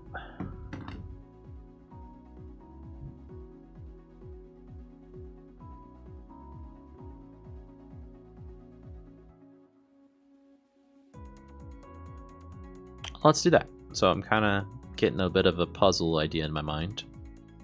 Why can't I think of which wall this is? This is an interior wall. It's this interior wall. Okay, and then this. Sounds like you sock are rubbing against the carpet and are touching the mic.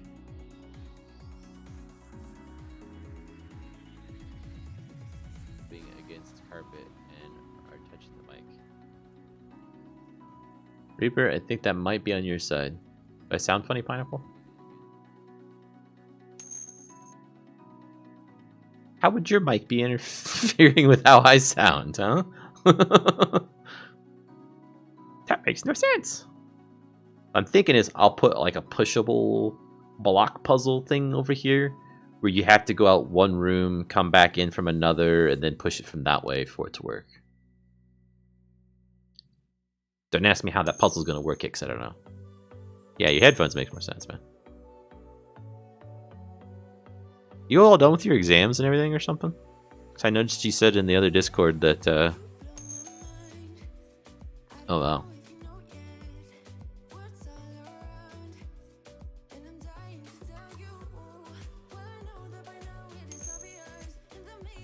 Yeah, I noticed you said you're back. What's that mean? What you mean by that, huh? Oh, really? I didn't notice.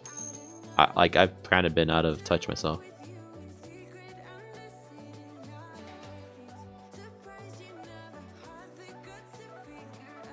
That does not look right, right? How do I adjust for this? Like, I want a wall off to the right so you can walk into that room.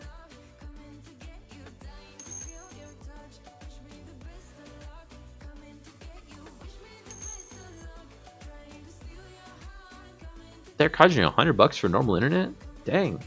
I have 500 meg internet and I spend like 50, maybe $60 a month on it.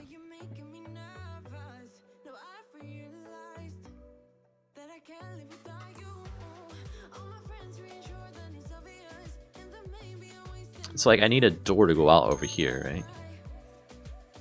Yeah, I know.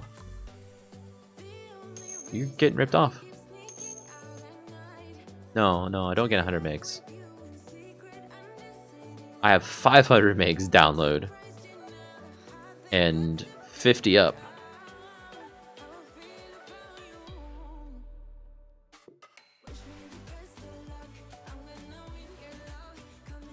It's like I could do something like... Oh, wait. Is there some type of bridge I could build? Ooh. That would be cool. Nuts in what way? Some people think it's nuts that I have that fast. Some think it's nuts that I have that slow. Which way is yours, right? That's why I had the 500 down, is for the 50 up. I work from home. I obviously stream on a lot. Things like that.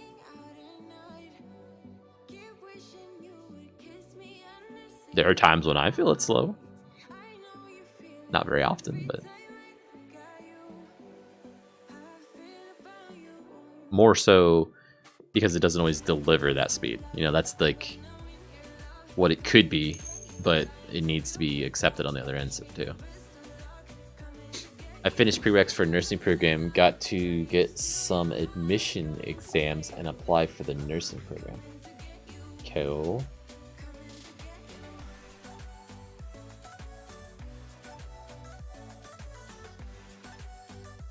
So does that mean, like, when you're done with that next step, you're officially a nurse, or is that like a long process. I really don't know how it works.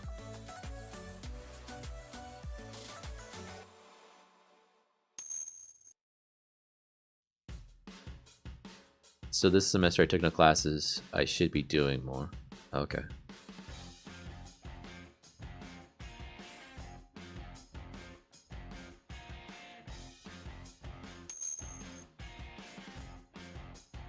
Let's see, so I need to get this.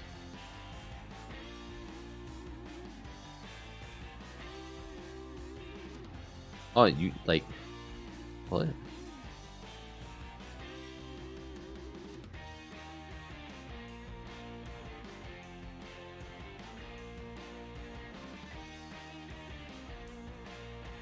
Like, I like that this is a thing, like this big abyss pit type texture. But it's so freaking dark, you can barely see it, right? It's there, but... I only get 2 more years of hardcore classes, and if I fail one class that semester, I have to retake them all. Oh. Good luck, dude! No pressure!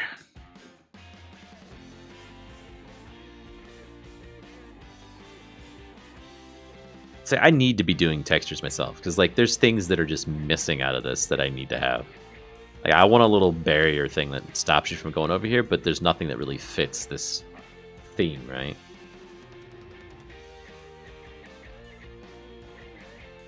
So what do? I don't know. So this is my collision layer. I want a door, say, over here. I think that Discord bot, or Nightbot saying the Discord thing is kind of fast. Seems like it happens a lot. Oh, you. Go. After I finish that all pass, I get to be able to take the state board, which is all I learn accumulated. Gotcha. So you need to finish your classes in 2 more years.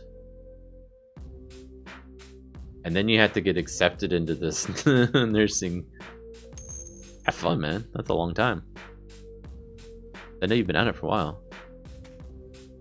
Anywhere in Arizona with my license. That's cool. So, like, if you ever wanted to move, not that you would, but if you did, is it like something that's easily transferred to another state? You just have to take their exam. Okay. That makes sense. So let's do this like on top. No, we can do this on ground, actually. So what I'm going to do here is I'm going to make a path basically over to here. With, say, this one. The ground.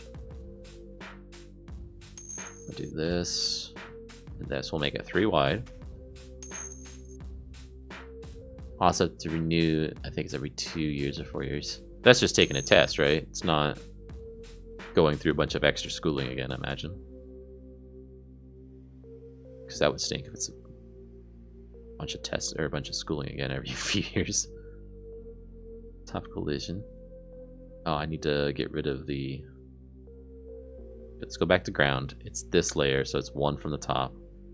We need to erase collision. And then erase low collisions.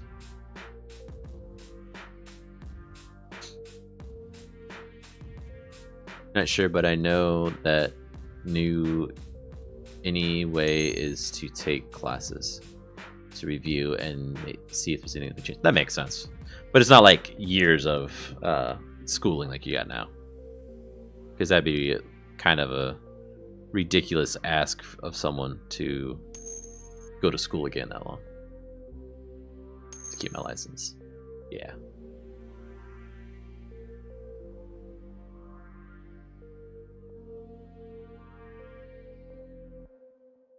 On this side. Okay, so that'll be 1 exit, right? That exit is gonna be the pushy being thing is gonna be. Alright, I'm out for the night. See you later, you wonderful morons. See you later, Pineapple. Mr. Number 2. I got number 1 here tonight, so we're good. What you think? You keep a job, you might be able to just renew by that, huh? Right.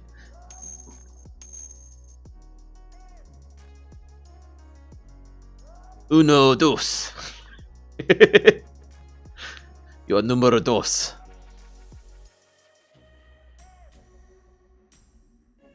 Then yes, I know Uno is not. That's number 1. Just messing around. Okay, so we got our ground layer here. So what this is basically you walk in here, you can walk up this ladder up onto a higher floor. You can go back over through here, over this chasm, right? So you can't walk underneath this chasm, or walk underneath this at all. Is my English bad, or are you making me sound worse than I sound? I think it's, you might be typing in a hurry, but also Reaper, I know you well enough that your English is bad too.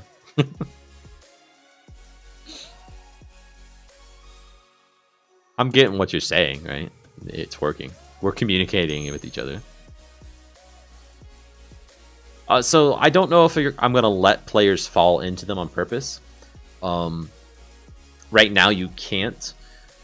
I have in the back of my mind that could be a way to get to another part of the dungeon, right? You fall into the pit and it takes you to a floor lower.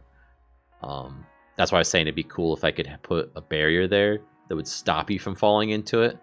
And then later on, I could have another death pit that's not, or not a death pit, another pit that doesn't stop you, so you could fall into it. I actually took one exam, the English one. I did really good, like better than some other people that only know English. Yeah, I probably won't do the best on an English exam, but you're speaking in broken English. The way you're writing it in. And again, it could just be you're typing fast.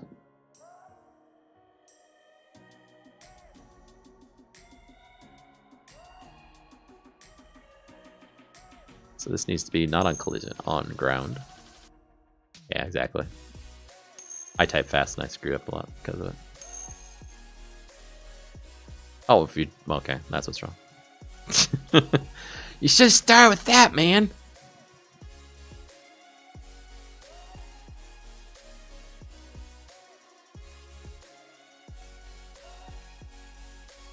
Now, what I don't have is a nice little decoration to put on the edge of this to make it look like it fits. You don't actually drink? Oh, okay.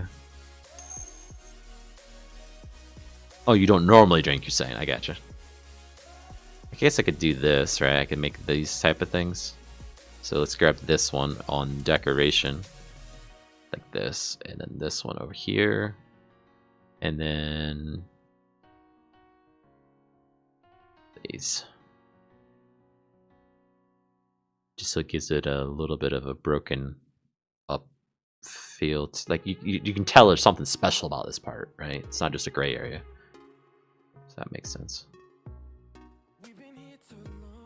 Helps separate it from the background. That's the words I'm looking for.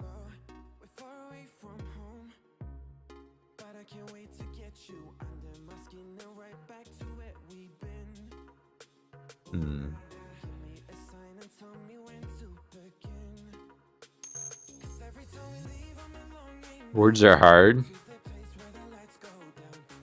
Okay, if you're that drunk, I guess, but...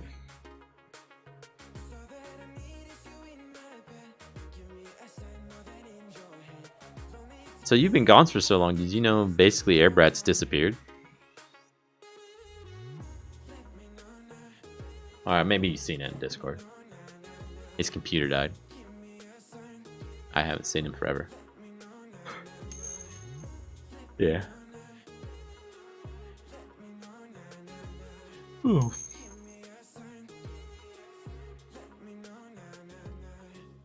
Yep. I don't know. He kept saying before, he's just 2 or 3 more paychecks away. I'm assuming by now he's had 2 or 3 more paychecks. Maybe he's saving up for something else. You know, maybe he's trying to get a car or something. I don't know. Hard to say when he doesn't come in and talk to us.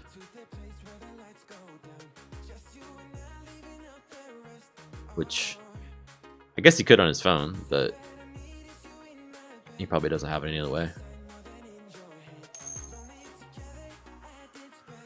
2 or 3 more paychecks. That's like 12 paychecks ago. Yeah, exactly. That's what I'm saying. So I don't know what's up, why it changed. It's fine. I just don't know what happened. So I can't answer your question.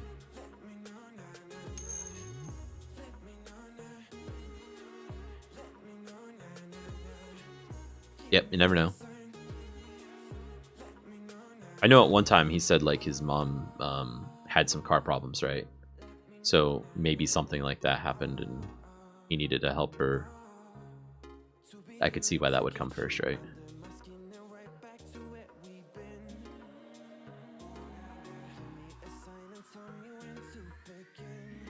If I do that, there we go. That fits it all together though.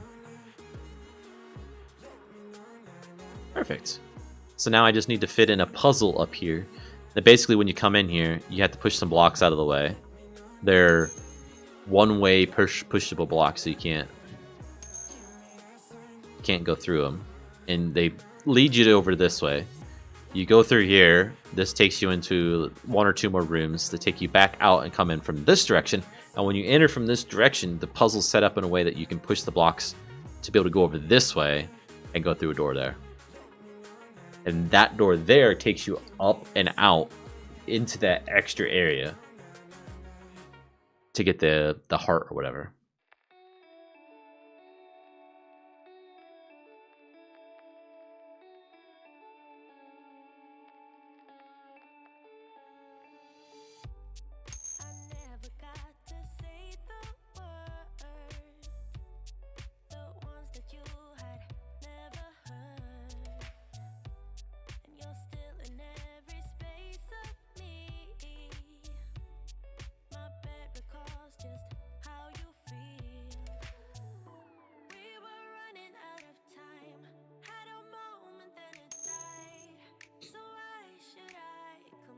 Yeah, it's I mean, it's not gonna be not visible, right? So I'm gonna do this. I'm gonna make it so it's clear there's a door there.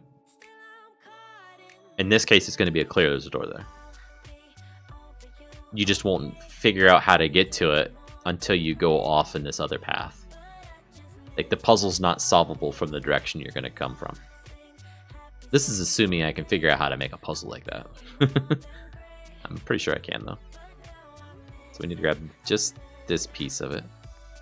1, 2, and go like this. Delete that. Move to the top deco layer and then paint that so that we can walk through there. Like an extra secret passage. So I do have some, if I go over to my prefabs here. I think it's interactions. Nope. Moving wall. So I have a moving wall section. Basically, I can trigger this with a button, a lever, whatever, kill all the enemies in the room, however you want it. And then this section of the wall would move back to its target. So I could basically extend this whole wall, like right here, and it looks like it's a thing, and then it's actually not. My girlfriend is PO at my, that should be me. Left her all day without messaging her. Today I got my internet, so I can blame you. Cool. Great. I'm gonna be the cause of your problems. Great. Or you're gonna blame me for the cause. That's the cause of your problems, I should say. So let's go ahead and paint that on top of Deathco. Let's go ahead and go into collisions and erase that. There we go. And then on this, we'll paint here, and this will paint here. So there's an exit, which is going to act as an entrance. Like, I can make this setup so that you could go into that door even, potentially. I have to work with my pushable things. She's saying for you to give me some loving because she ain't giving any. Wow. Sorry, Reaper. You're on your own now. Sorry, dude. Not gonna do it. You're 6'4". How nice. Not gonna happen, man.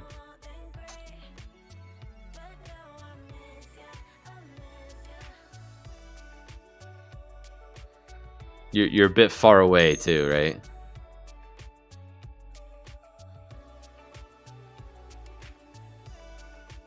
Your drunk would even wear off by the time you got to here if you flew on a plane.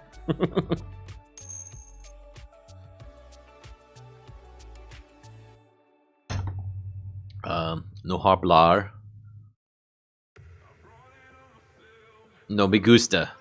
There we go.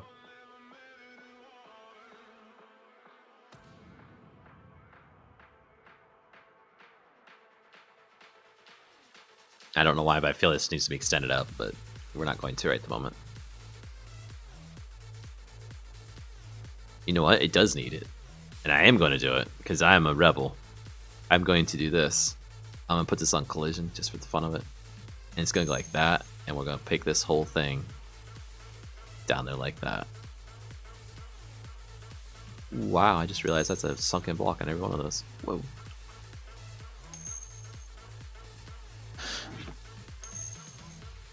Okay, I got you. Gotta go to work 12-hour shift tomorrow. Have fun, mate.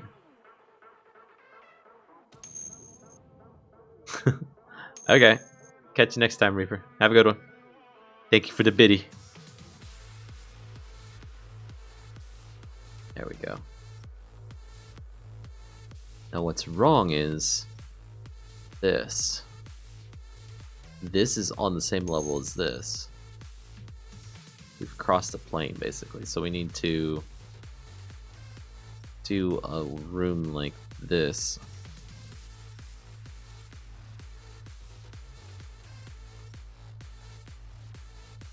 I guess this needs to be extended down then.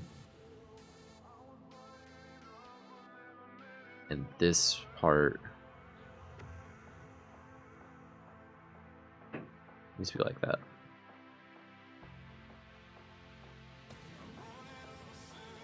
And that needs to end somehow. Great. Yeah,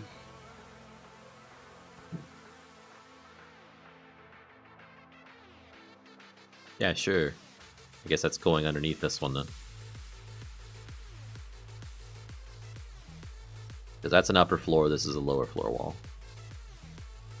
Okay, now it seems to fit. And I could take this all the way around and make it seam up to this one. I'm not going to do it yet though, because in case we change the shape of this room, I just arbitrarily picked this weird shape because I wanted to. So let's save this. Awesome. Let's grab our prefabs for our pushable blocks here. Where are they? Interactions, probably. Nope. Pushables. Let's interaction elements. Pick it as a child of that, please. We're going to request that you align with the view. Move to view. Okay. And I need to see you, actually. Come on, Unity. Dang it. There. I need to see you. I need to see your players. So 5.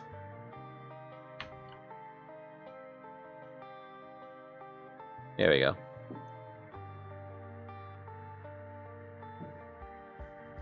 I also wouldn't mind seeing that grid, but whatever.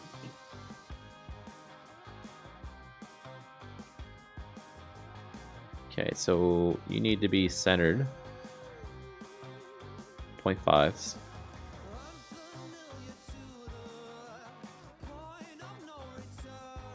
Zero on the z-axis, please. Okay, so you should be all lined up. If I take you over 1, yep, you're right in line with the top of this.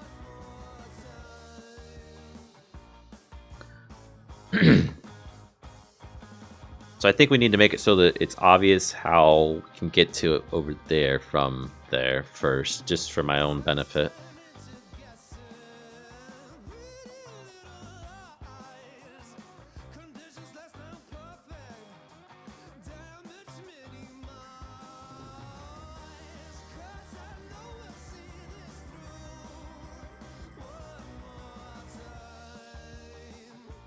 Okay, just creating a bunch of them to get it started.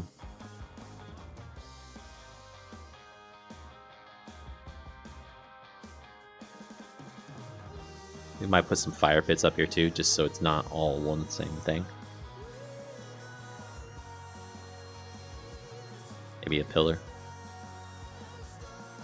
Okay, so right now if we push this one, it's going to go up 1.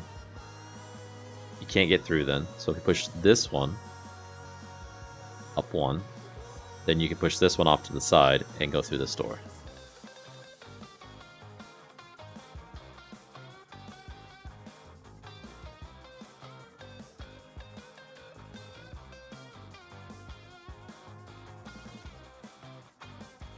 Actually, I don't know. Can they push each other? They might be able to.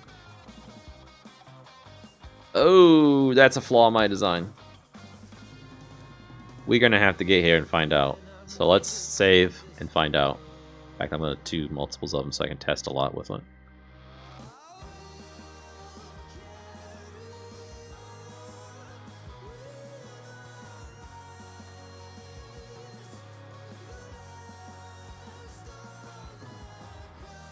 Actually, now it looks like it's on top down, but whatever. Start, maximize and play. Let's go play this game.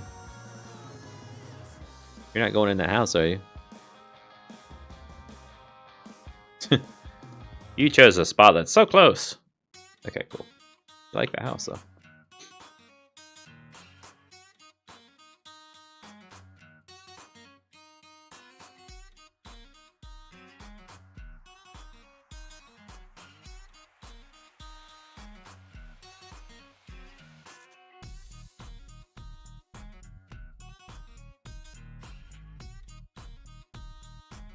Gotcha.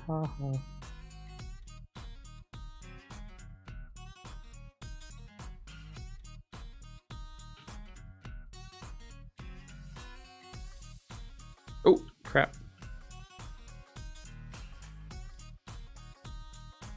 Okay, doors will shut. Push it down. Push it over. There we go. Okay, we went into the other scene or not? We did. Our entry point, however, is in the wrong spot, maybe? Yeah. By quite a bit.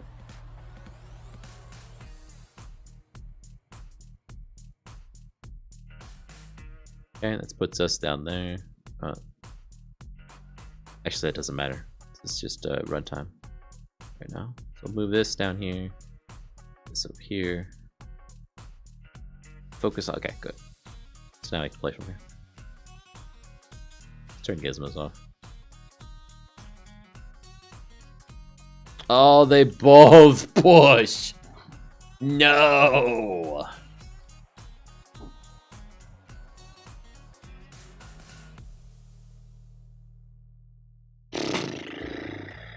That ruins the whole puzzle mechanic.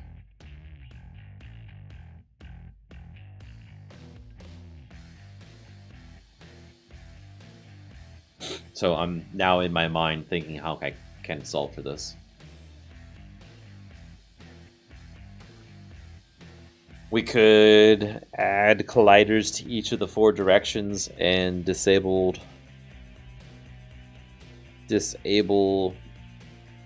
movement in an axis among that. Hey, Andrew.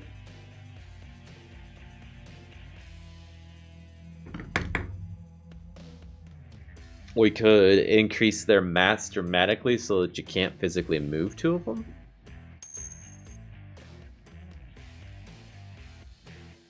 I don't know if that's a viable option though, because I think I'm setting it would have to be extreme, and then like it would take forever to push them, which isn't necessarily bad, but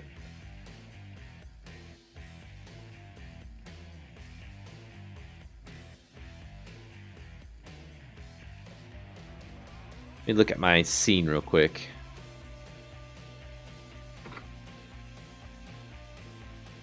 And go down to what interaction elements? So And Andrew, what I wanted to do is set up a puzzle. If you remember the old school Zelda games and things like that, they would often have these pushable blocks that you could push for one block or one tile in the game, and only one direction. And once you pushed them that way, you couldn't push them again, so they would lock. I've got that functionality down, but what I didn't think of was if you push them into another block, they should not move. Like if there's another block there, you can't push it that direction. What's happening in my code is I can push this one right back here by pushing this one. It's like transferring the force between the Newton's cradle type thing, right? That's bad for making puzzles with this, because if you have it set up where they're beside each other, you can only move them sideways then. Is what it comes down to. That's an option.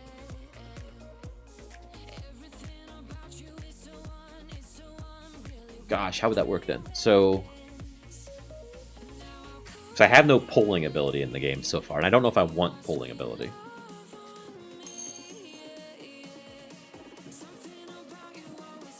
Block moves when something's pushing it, right? So it's a rigid body in the game, so any other rigid body with a collider on it will allow it to move. So I imagine if I do...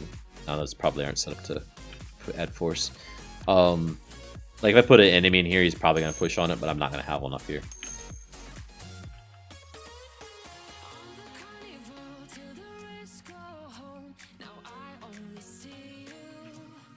I mean, I could, as I'm setting them up, lock them in the given direction. But basically what it comes down to is when they're like this, you can move this one over here, and then this one all of a sudden can be moved up, right? And the same thing goes the other way. So if I move this one, then this one can be moved down, which it normally can't be moved in that direction until you clear the other block that's adjacent to it. And that's what the puzzle's about, is trying to figure out what order that you push them in. Remember what I said to make it block freeze by default, but when the player touches it, unlock an axis of motion. Right. I think I get what you're going for. So if by default locking it, then nothing can move it. And by touching it, you can unlock it then for that orientation. I would have to figure out what orientation that should be.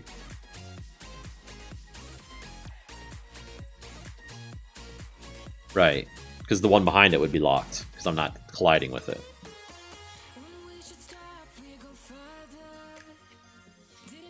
It's a great solution, I think. I still need to...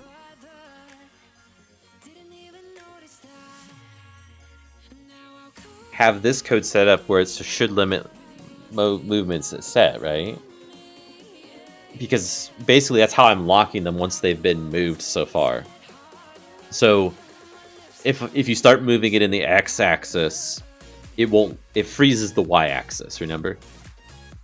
So we wouldn't want to unlock both axes on every touch. It would only be when it's at its original location that we would unlock it.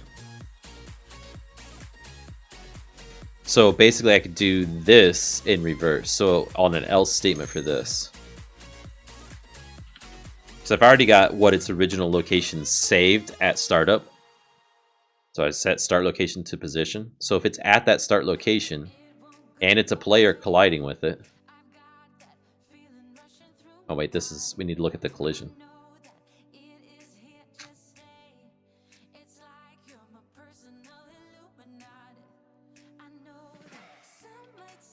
So there's no colliders on this, but I think the collisions bubble up to the parents, if I remember right. What? Where's the collider at? There's got to be a collider somewhere. Oh, there it is. It is on the parent. It's not a trigger, which would make sense. So let's try this.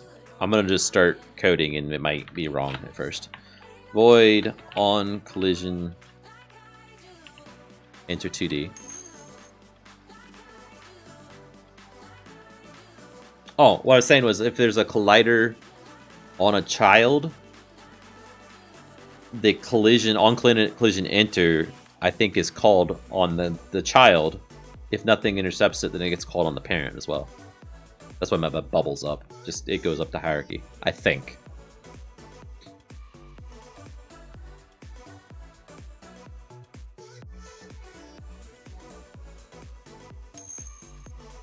I think. But I think once... Maybe I'm thinking of something else, so... Now I'm going to look it up, because I don't want to tell you wrong.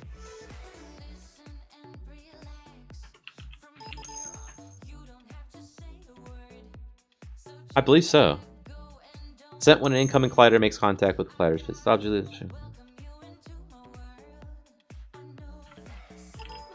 There's no reference at all to what I was talking about.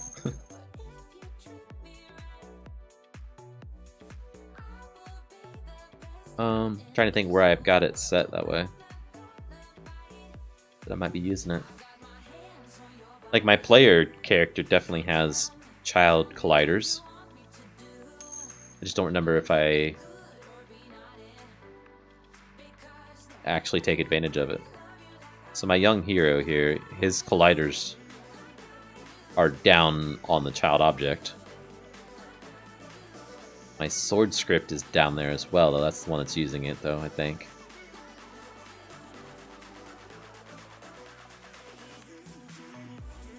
I don't think there's anything up here that's using it.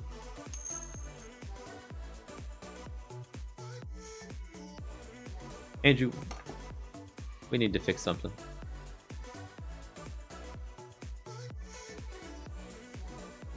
Channel.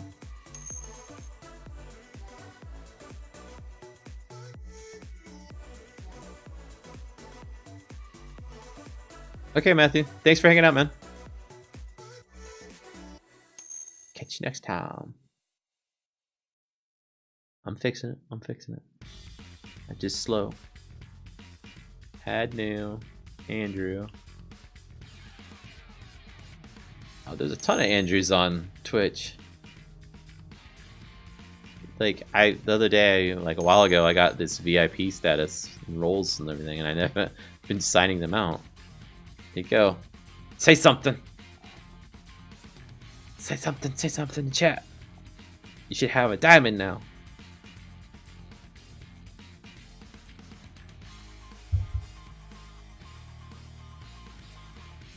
Now you get all shy. There it is. VIP. Throwing them out like candy right now. I didn't use any of them before. So on Collision Enter, we need to check to see if the startup location is the same. But in this case, we want it to be the same. So we haven't moved yet at all. And then we need to it's going to limit me.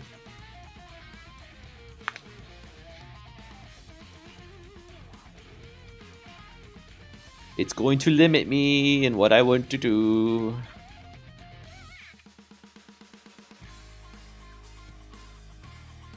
So if we should limit movement, right? We still want to check that. Because I might want a pushable that's just unlimited. You can go as far as you want. Don't care about it at all. Whatever. In fact, that's probably what those were in that scene. Come on, go back. Yeah, they were not limited at all. Amazing. So if it is limited, then and we're at the starting position, then we unlock the freeze rotation and position. And we need to take the RB constraints. Similarly, we need to take that. And gosh, we want to remove those bits. So we want to knot them.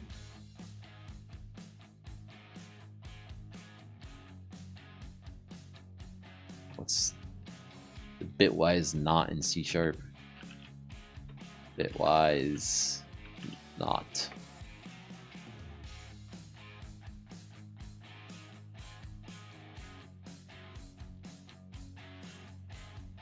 Bitwise complement operator is unary operator provides bitwise complements. Okay, that's not what I'm asking for. Bitwise operators. So the single thing. XOR. It's set in one operand but not both. It's not what we want. None of those are what we want. Well, that's...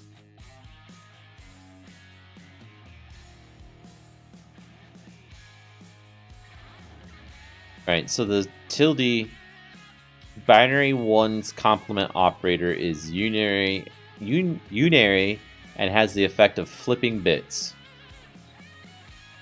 Looking at this site.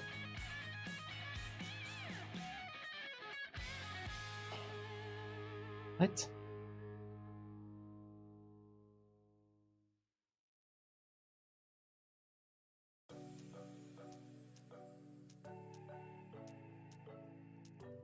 What?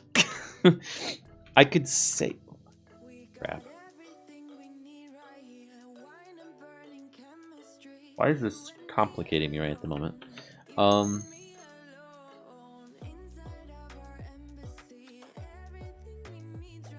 I just need to set it to freeze rotations all.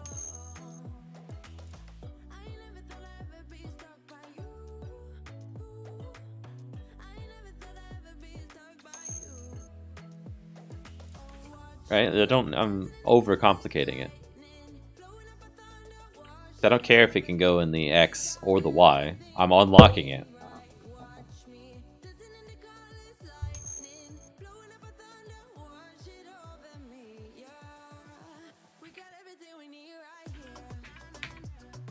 I only want freeze rotation because I never want it to spin, right?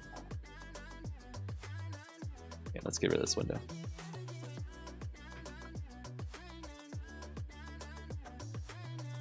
Always want freeze rotation on.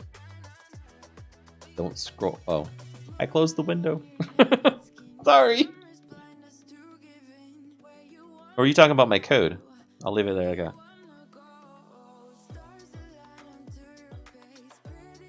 Yeah, I'm going to scroll now so that you can see the other part too, if that's what you're interested in.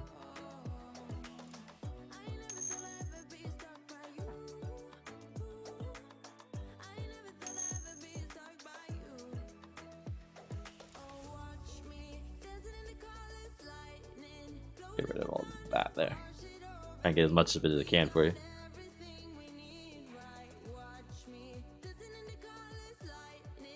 I think this will work. I need to test it though.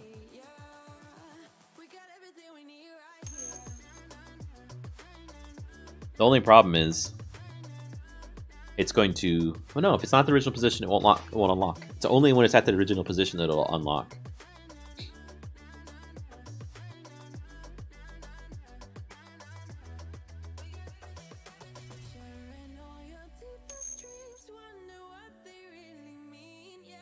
Right, and I always want freeze rotation to be true. Because I don't want the block to spin on the screen, right? Because that's basically through its z-axis.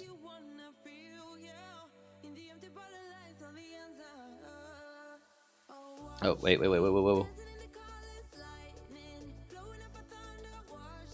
Limit, please. Thank you. Doubt that, then they'll go forever. And none of that code gets even touched.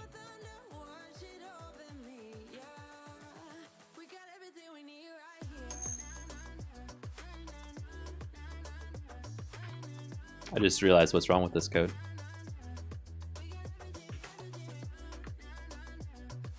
If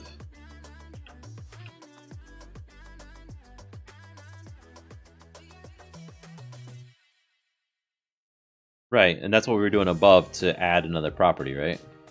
So the rotation and the X position will add the X position to the rotation, basically. I think you pointed that out to me the other day. Just when I was looking at it, I was thinking it was a property. Each individual thing was a different property, not one property combined together to basically anding them. Or oring them together, sorry.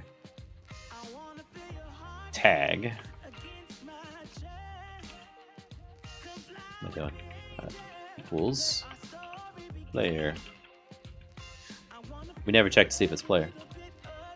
So basically when those other blocks would have collided with it, it would have pushed it, would have unlocked it. There, that should make it work.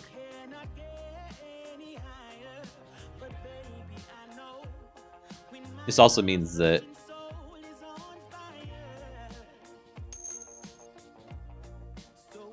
I need to freeze the position on both of those. Rather than turning on all the constraints, you may want to consider removing the rigid body 2D component, which makes any collider static. This will far better perform overall. Right, but Unity, you don't understand that. I've got a script on here that's going to change that for me. I'm just doing it for startup. Yeah, exactly. You definitely need to ignore it. Because it's useless. For my use case. I just never turned them all on before, so I didn't know what it was trying to tell me. It's nice that they had enough forethought to add a message like that, though, right? That says, you're doing something kind of silly. You may not want to do this instead for performance reasons.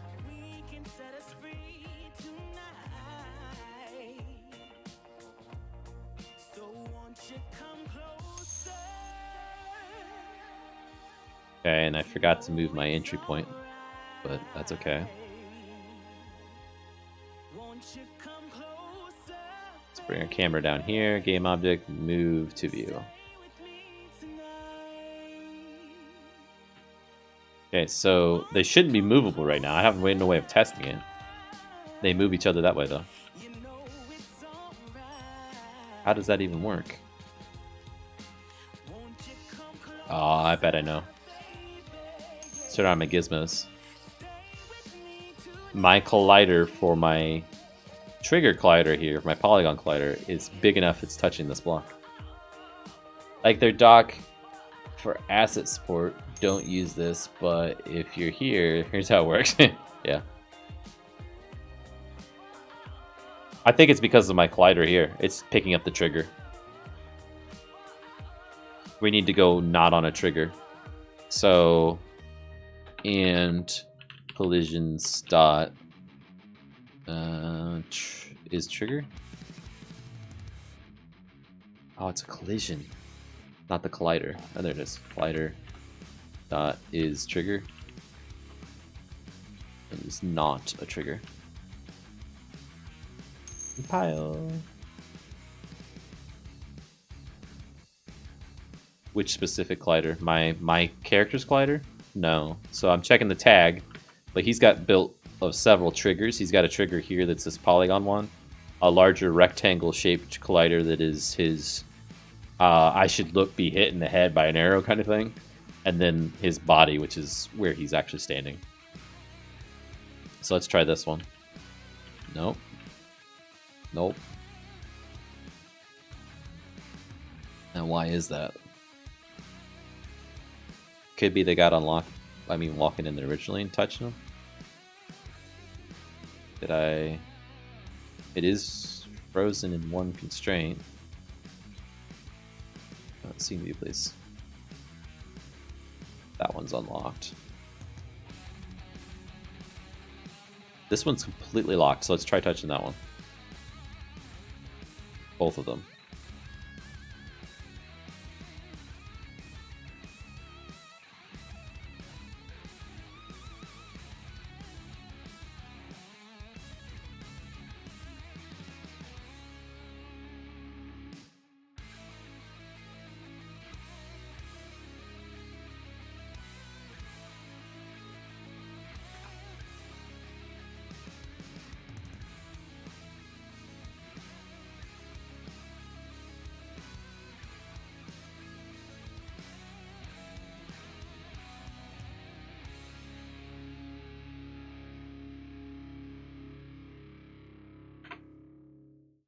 Let's just restart Unity. Oh. Collision check in update. Could. Need to change my battery. That's it.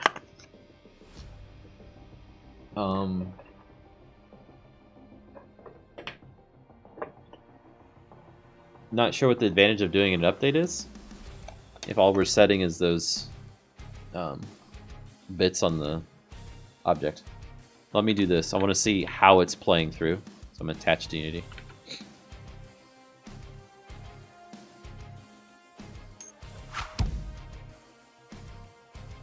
Yes, I needed a new battery for my brain.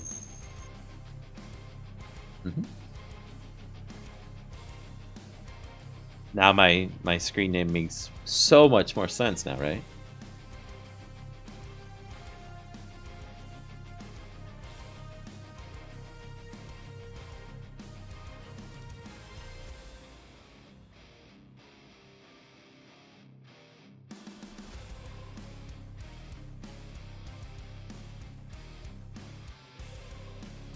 Oh, gosh, you went this way.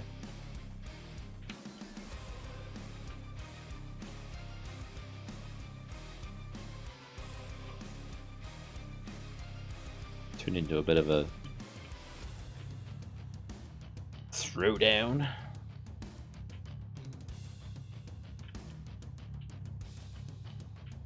You're doing something naughty you shouldn't be doing. You're trying to go to a collider that you can't go to. Bad, bad man. I thought I fixed that bug. I really need to move that thing.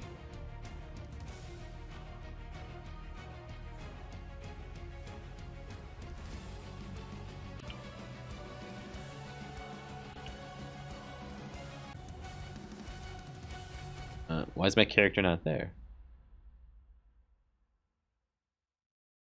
Just doing the shortcut. Game object. Move to view. Okay. So, where I touch them. We are in the right mode. We've got the breakpoint set.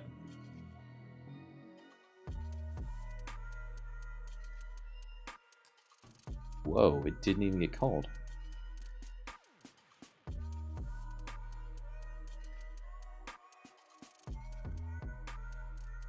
Not expected at all.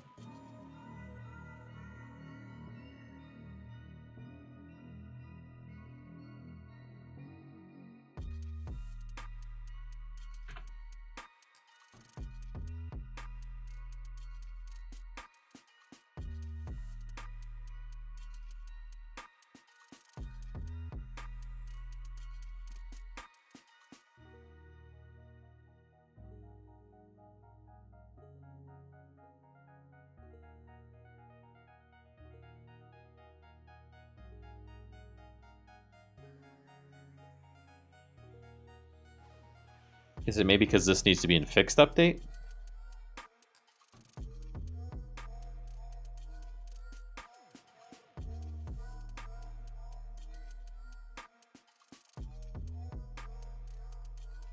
Because it's getting moved. And that's what's letting it get set properly. So if we look at this one, it's locked. Number 2 and 3 are locked completely. Let's put a breakpoint there and a breakpoint there. It's gonna hit one of those because it's touching it still.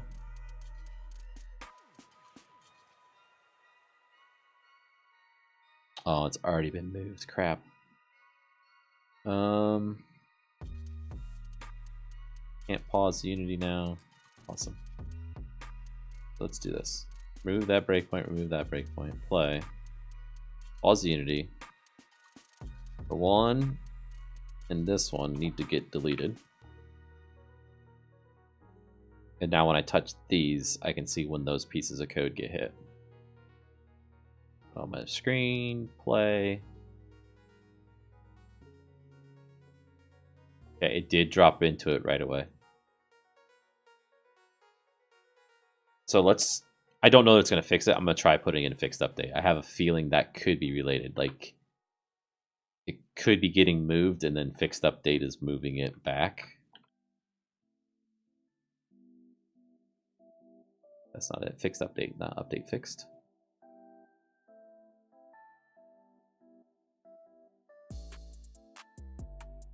Let's fix our entry point too, because I'm gonna keep forgetting.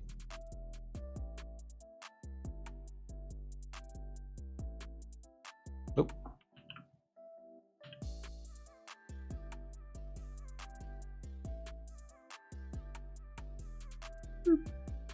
Oop.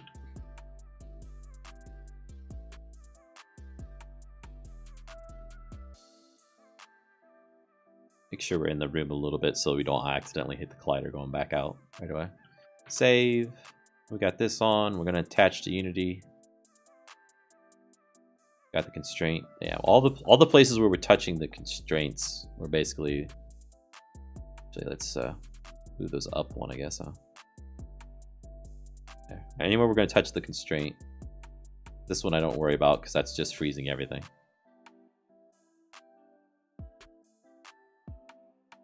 Save, run. Let's figure if this works.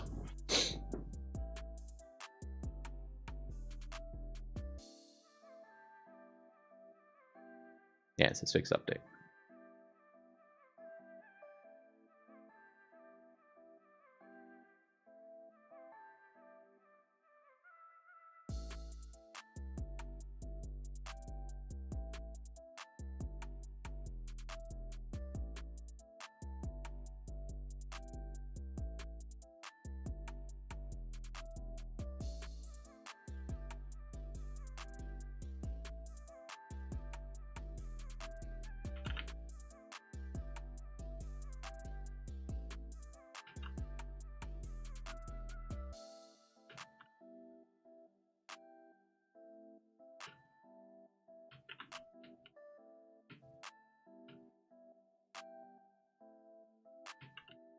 By the way, Andrew, I seen your that animation, your movie that you posted in your Discord. It looks pretty cool. I would say the block break animation in that, like the overlay that you're putting on there, seemed off just from the fact that like the physical size of what you're breaking probably is that big. But it appears bigger. Yeah. Yeah. It appears bigger because of the perspective, right? Cool.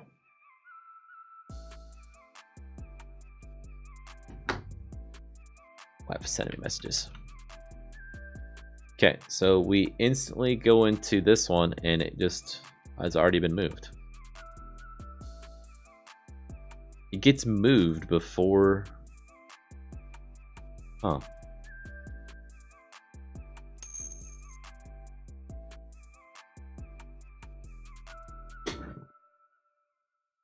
Yeah, you almost need like a couple block breaking animations or something. Or overlays. Actually, maybe not. Maybe you only need one because your perspective was the same. Just make it tall enough so it fits the other wall or whatever.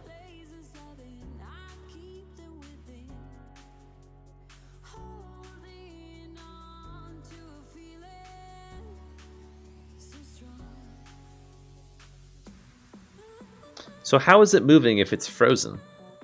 Like right now, this constraint is freeze all. How did it get moved? Freeze all's not working. That's an interesting point. So, okay. Let's do this. Stop, I say. Let's get out of this, get out of this, get out of this. And this. We don't care about you.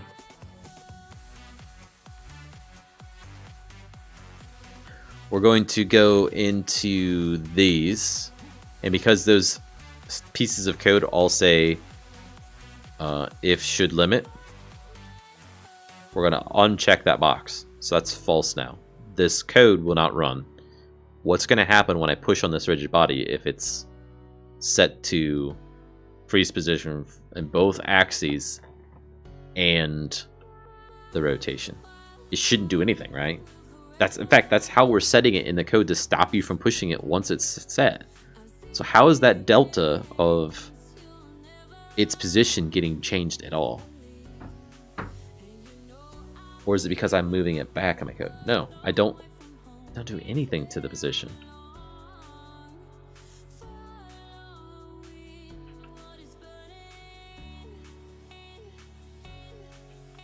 But wait, I do. But not once it's frozen all the way. Yeah.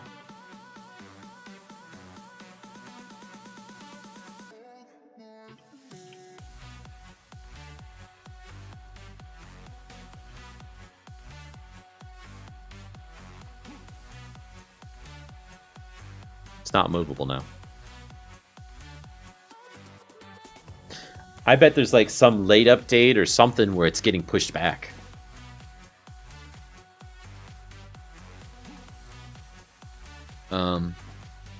Got another window open for it. Unity doc. Late update. I think that one happens after physics. Late update is called after the update function has been called. This is useful for order script execution. For example, your camera should always be okay. I'm gonna try it. I just want to see. Is it physically moving in update but getting pushed back by some other process that locks it in position? Why does the rigid body doing this, you know? It's on late update. We're gonna go back to saying this should limit. Play.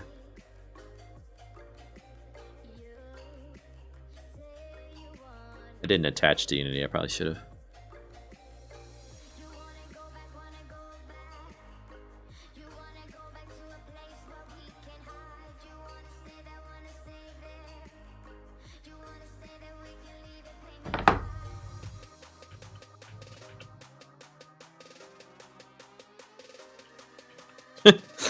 My reactions for my character were so slow there.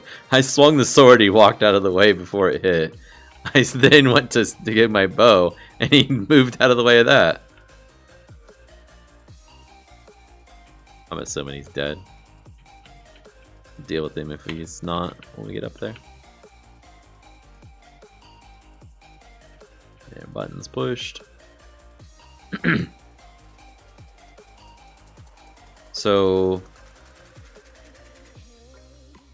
they move. They only move in the one direction, all not one axis. Once they move more than one, they're no longer movable. They're slightly moving. Did you see that? This one moves ever so small. That first time it like bumped up, and then I was able to bump it back down. The physics engine's not precise. It's letting them move ever so slightly. Okay, so they have moved one. So I've now set this, right? So it's freeze all. But if I come around to that other one, that one moved just a tiny bit. And that's the issue, it's letting me move it. So back to what you were trying to say before, if our colliders are touching in the update, can we do this? Wait a minute, okay, let's just disable this. Okay, well, hold on. Back to update. Get rid of this altogether. I'm just gonna comment it out for now. Is there an easy way to comment stuff out in this tool?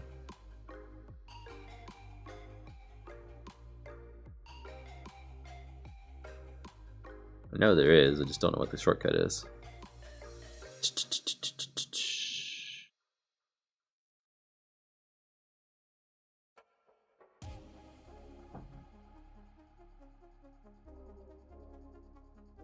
Whatever. Boop, boop. There we go. Hold up. Whole block out. Let's restart the game. Let's go up here. Let's see if we can move them, right? Because they're completely frozen. None of this code should work, should run, if they're completely frozen. In theory. I guess that's another piece. We could just say where the constraints is not freeze all. That'd work. Don't start setting the constraints if it's set to freeze all. But how can I freeze it myself through my code and then not get it unfrozen? How is that different than it's starting frozen?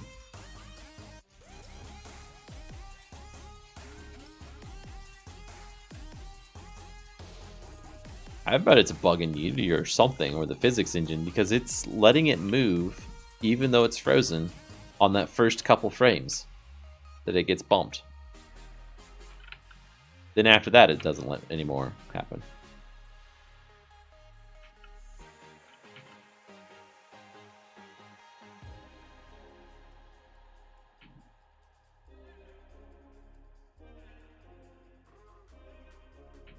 So it should be frozen.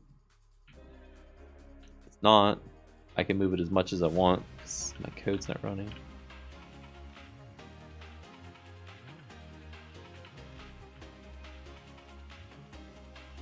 Why is there a white line there?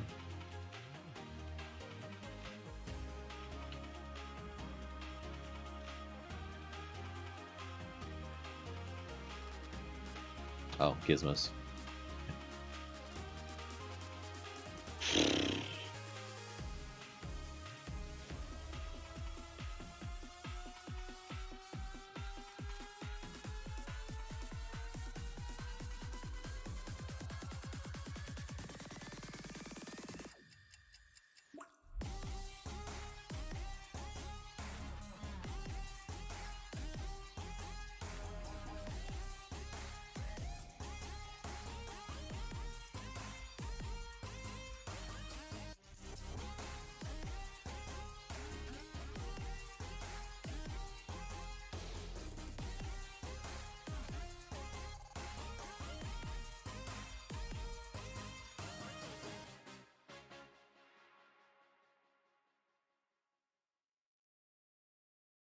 You can call me stupid. Yes, you can call me sheep. You can say I'm lazy. You can say I'm weak. So it's not frozen. It's not freeze all. We'll do this code. And we'll take freeze all off here and only here now. Basically. Running this in update, that's on occlusion inner. We're looking to see if it's not a trigger, it's the player.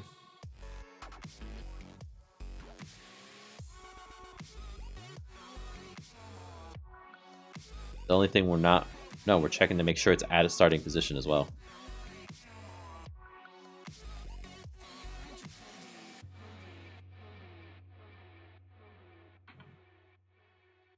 Okay.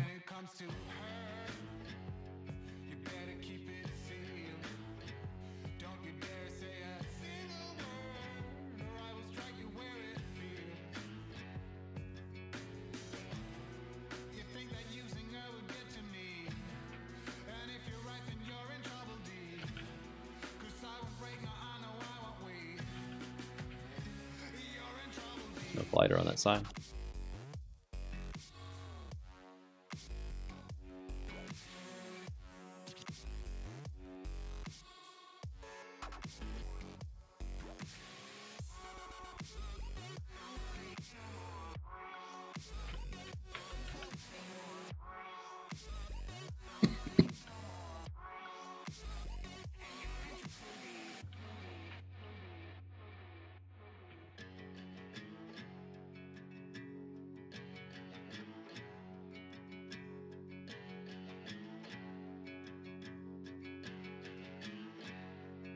It's not moving.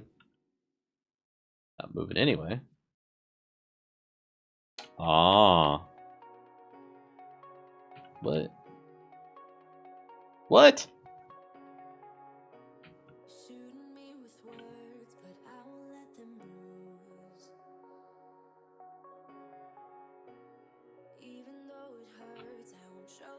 Okay. It moved when I touched it. This is super glitchy. So that one we did move. It's now set to freeze position and it's Y-axis only, so we can move it to the side more if we needed to. This one, which one's this? That's the one we're touching. It is set to lock in every position. Speed limit movement is on. Should limit movement is on all of them. They are all, the rest of them are locked. They got different starting locations, as they should.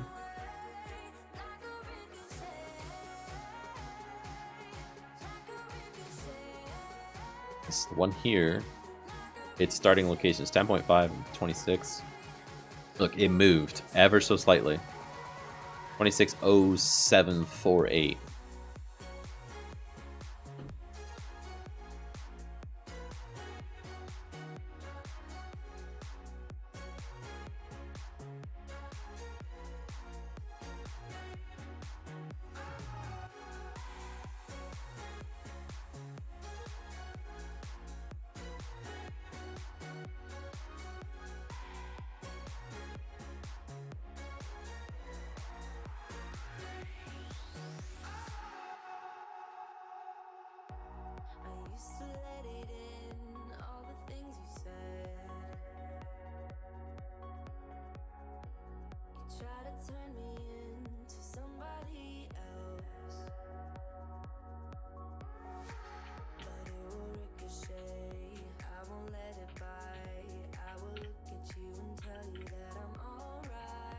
It like wiggles. It's trying to move, but it's not.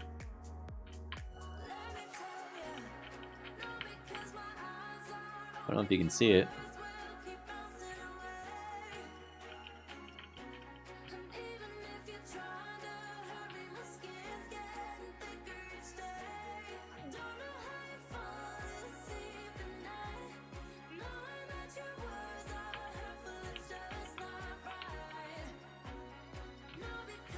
I kind of don't know how I move these ones. Now that I'm doing this. Like, what did I do different?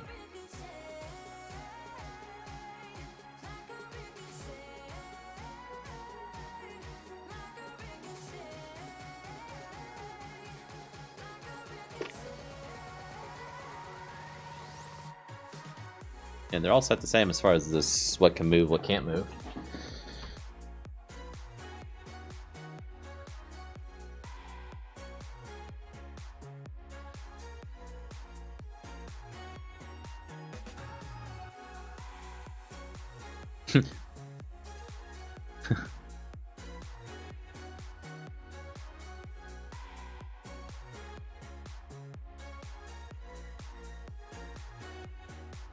Did this ever get ran?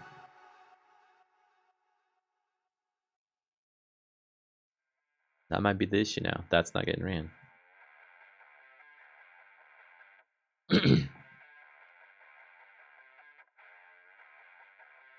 Player. Player.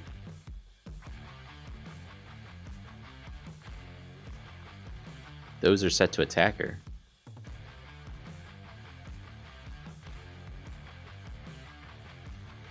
My box collider is set to...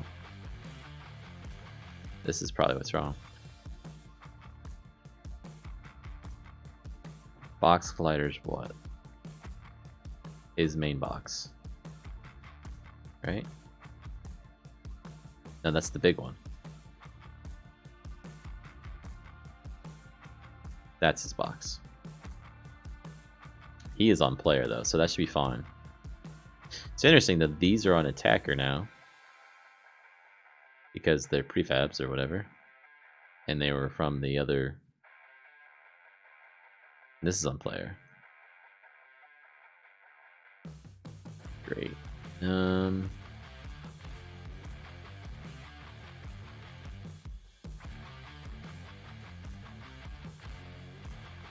Okay, I need to take a look at that. I don't think that's the issue right now.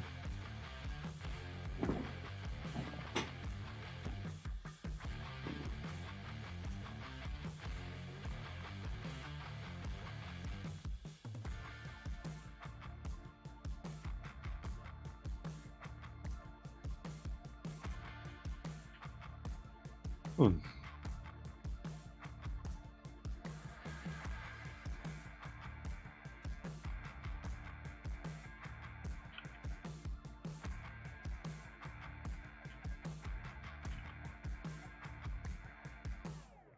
should be able to walk around that thing, not have to go past the top of it.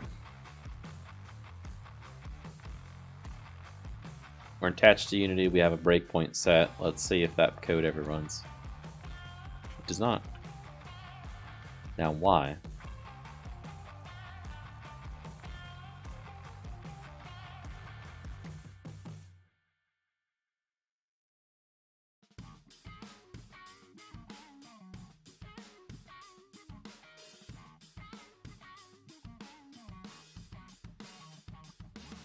It's because the colliders aren't actually physically interacting? How? How are they not?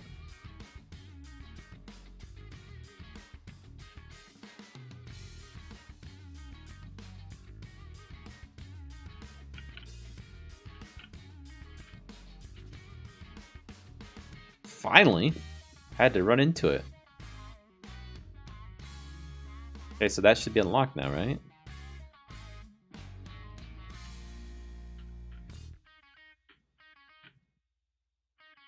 Okay.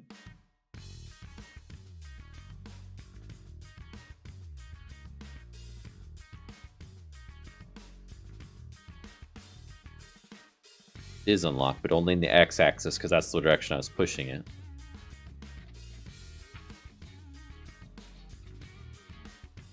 Okay, now this one is unlocking.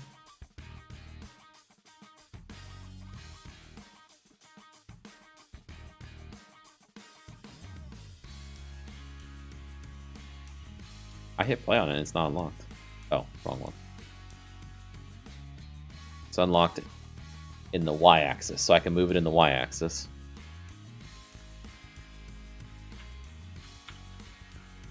Watch, I'll touch this one.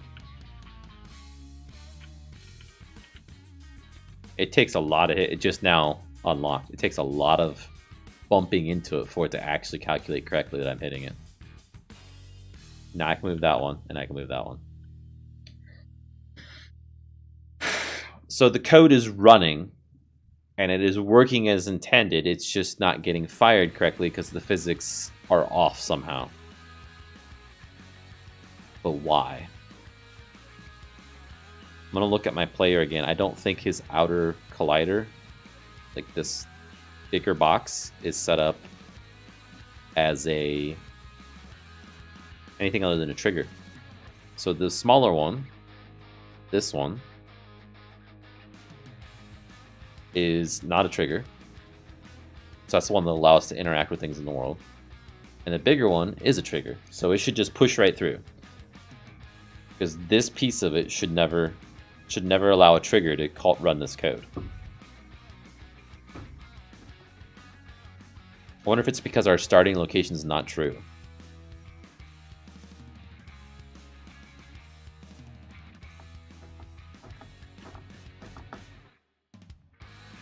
Okay, and the next thing I want to try, let's get rid of all of them but one. And then let's put a check in here. Well, it's crap.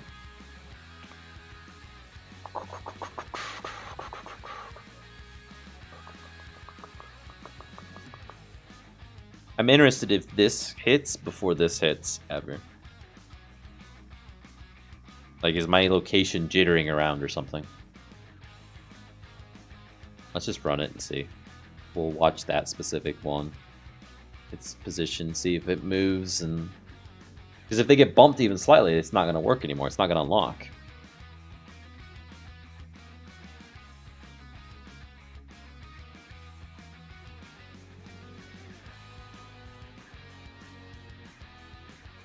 These testing cycles are getting quite long with this.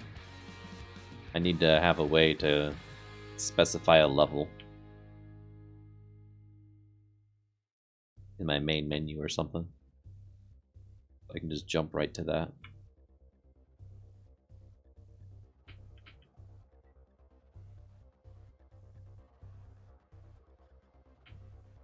Or set up a test world. That's probably the best thing. Set up a test button.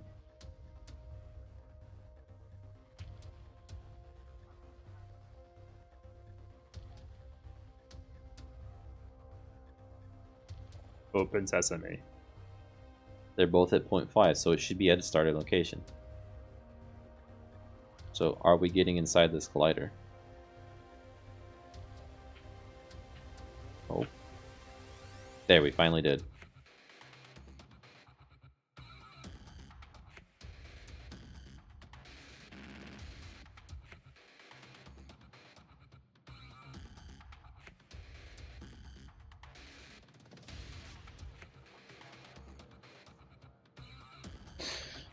Oh no, Andrew, if you're still there, you got any ideas why a collider wouldn't always automatically hit when you push up against it when it has a rigid body? Should I not use collision inner? Should I use some collision... What else is there? What else is there to be even slightly close?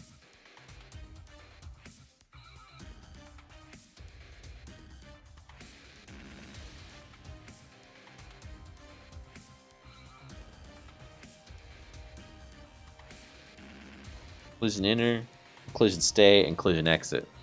None of those are valid. Collision inner is the right one.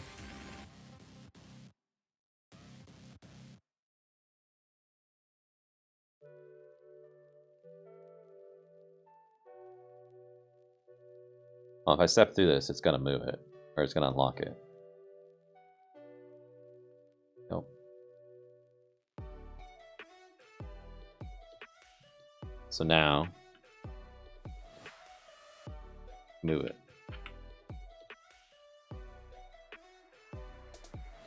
So we entered it again. Our colliders collided. And if I step over it this time, it shouldn't unlock because it's not the same position. So it's working correctly if I could just get the collider on collision inner to actually be triggered.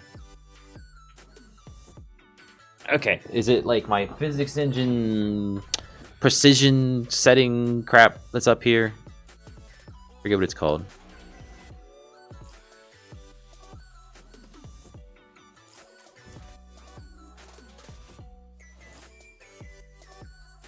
So this is the distance which collision detection system uses to generate collision contacts. The value must be positive, and if set too close to 0, can cause jitter.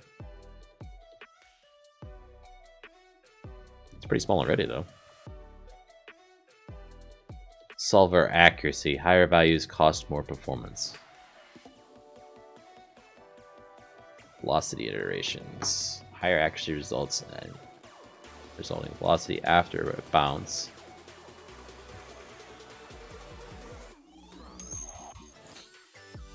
No worries, Andrew.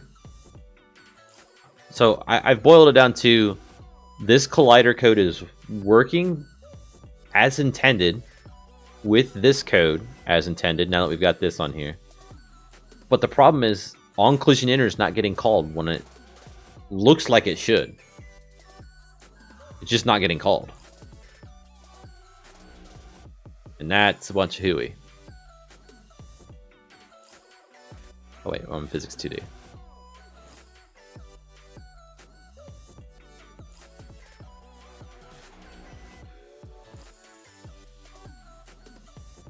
Default contact offset. Okay. Colliders whose distance is less than the sum of their contact offset values will generate contacts. Okay, so if it's within 0.01, the contact offset must be positive. Contact offsets allow the collision detection system to predictively enforce the contact constraint even when the objects are slightly separated. Okay. Extreme caution should be used when modifying this value, as making it smaller means that the polygons have an insufficient buffer to continuous collision, and making it larger creates artifacts for vertex collisions. Great. So don't mess with it, basically. Okay, so is it that I've got it on continuous? Right, and that's the thing. Like you can see the. So I'm still connected. Yeah. So let me run this again. Show you what I'm talking about. Once I get up there. When I get up there and I touch this thing, I've got a breakpoint set. Or I did. This should fire when I actually make a collision. On collision enter gets called. It's not getting called. Not every time that you appear to be making contact with it, because my player stops moving forward physically.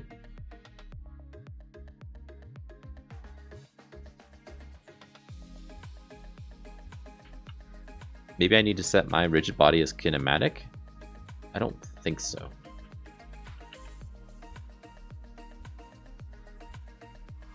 Haha, you're getting stopped by the steps, fool. Your arrows cannot touch me.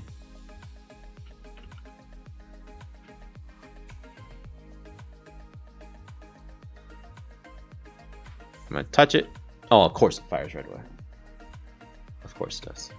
Is it a trigger?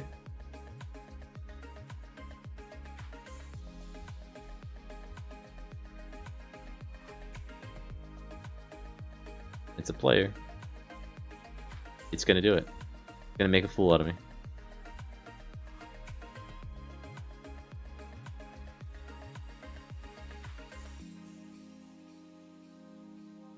Wait a minute, it didn't run it.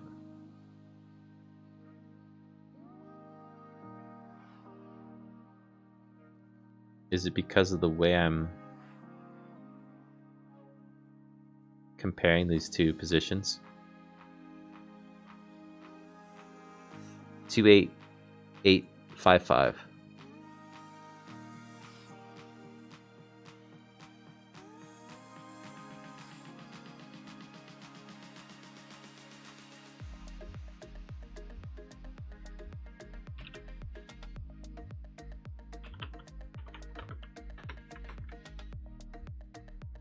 Come on, caps lock.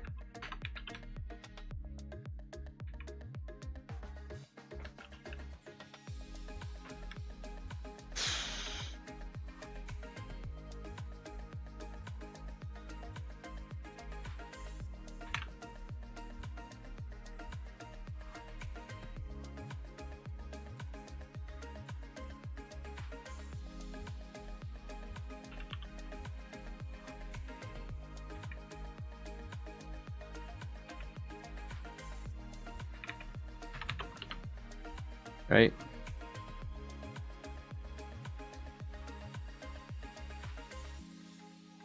It's comparing two vectors to each other, and apparently they were different somehow. By the magnitude. Wouldn't think that would be a thing on a 2D object in Unity, but whatever. They had different magnitudes, so they were different.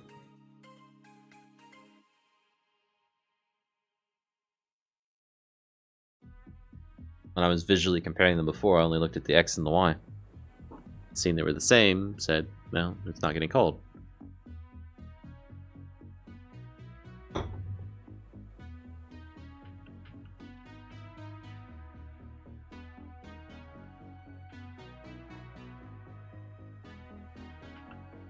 wonder what the magnitude's used for. Like your velocity? Why would it be on your position? You transform its position.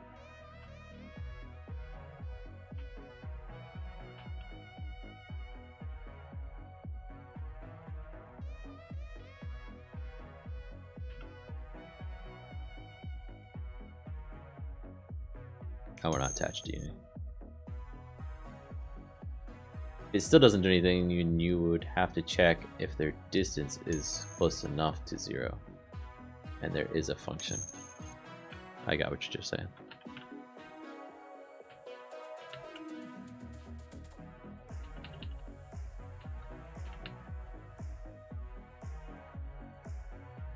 But also, like, if you're talking about distances, though, if I just walk past it extremely close, we don't want to unlock it then. And we actually want to use the... Collisions aren't happening every time.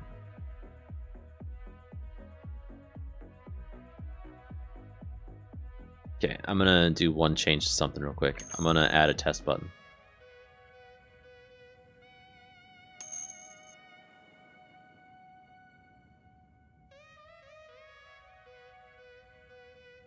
Oh, that's scenes. Sorry, I was...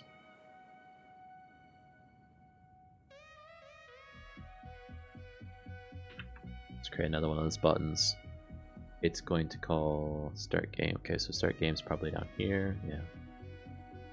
We're gonna add another one. Test level.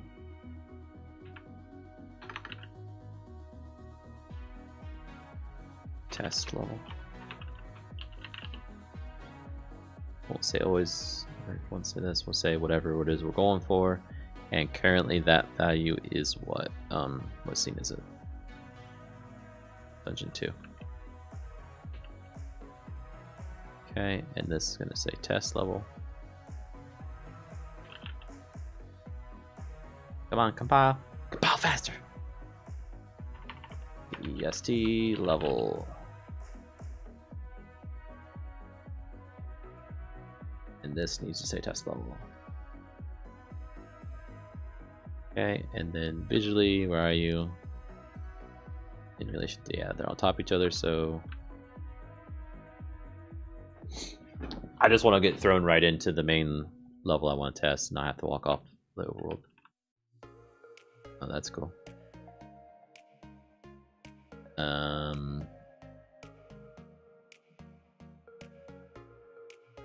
it didn't load it. Why?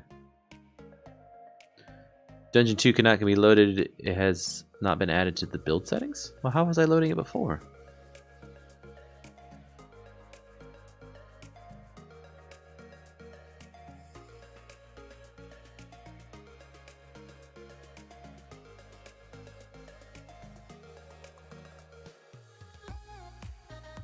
It's not here. How was I going to it then? Whatever.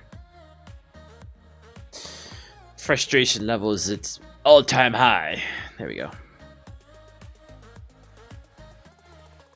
That it works immediately.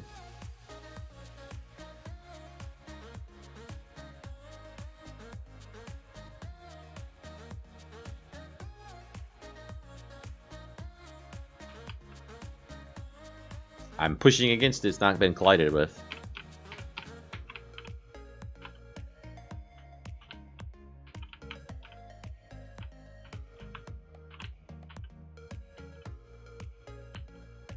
But I can push it that way.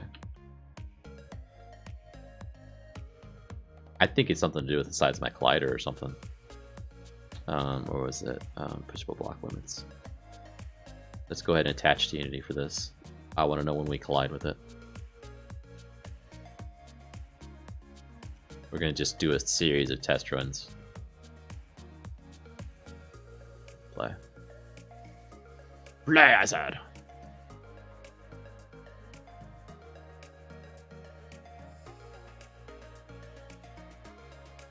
Test level.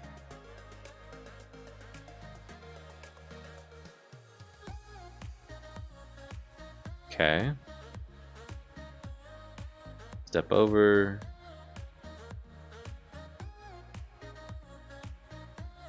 $35.5.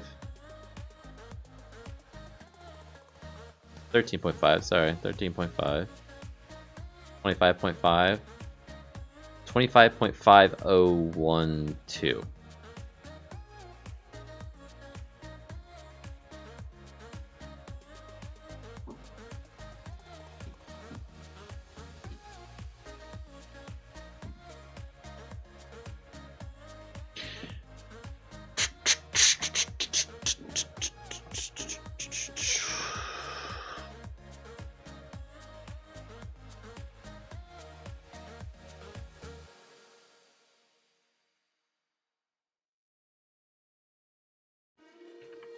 If start location dot distance, no, what is it, vector 2?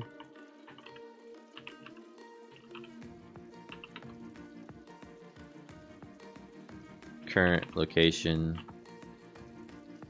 start location. If that is greater than 0.001 or less than 0.01,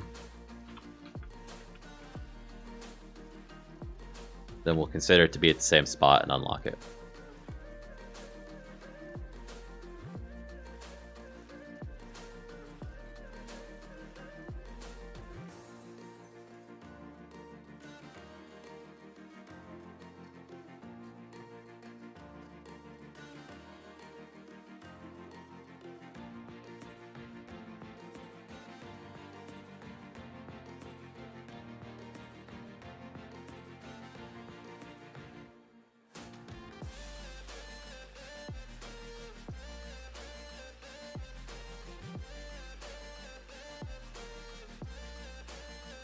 Okay, so it worked that time.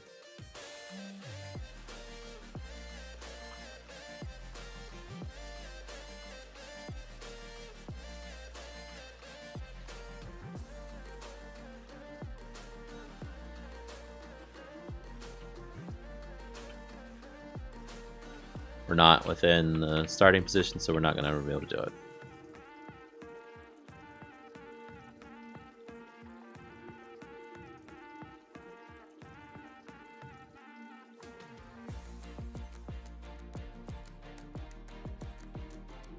Okay, on the next one, I need to add a debug statement there. Okay, so it worked. Go all the way, and we're stuck.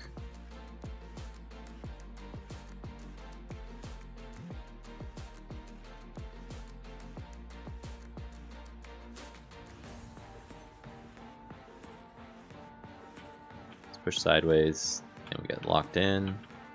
Can't unlock it.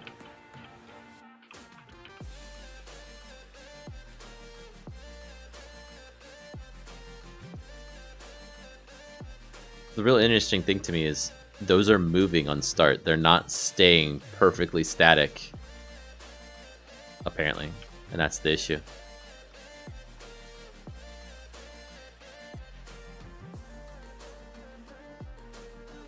Even though it says it's perfectly in place, whatever.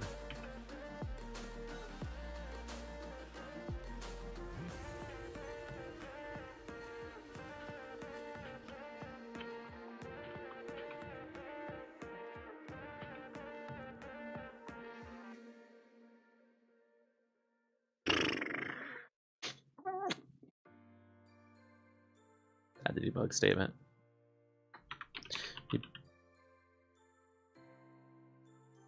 Why am I adding debug statement?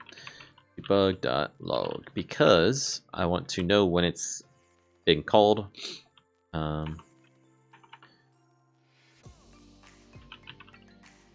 Basically for the time that it doesn't move on me. I want to know, I want to have a statement that says it's been called. Pushable. Collided with player non-trigger.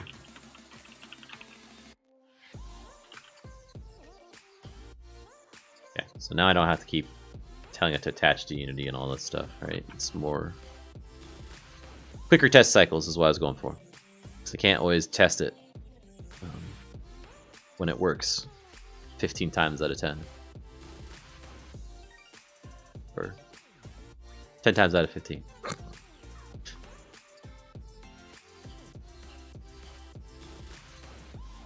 Okay, got the message right away.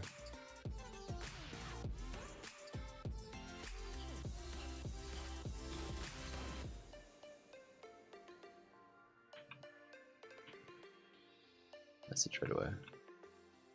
Got it more than once that time. Oh, right, because it's on the collision, not on the distance part of it. We're getting it all the time. Okay, so now the next test, right? So back to what we were trying to accomplish when we started this. Assuming this is working. I don't know that it is. Duplicate this. We're going to bump this up exactly 1 unit. And we're going to try and push both of them. In theory, it shouldn't work.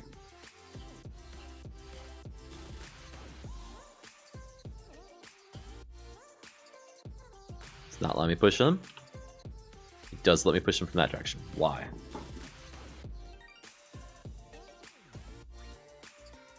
Because I unlocked both of them.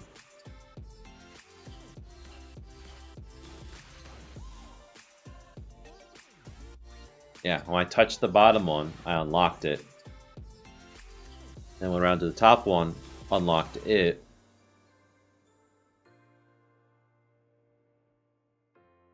And then they both could move in that axis.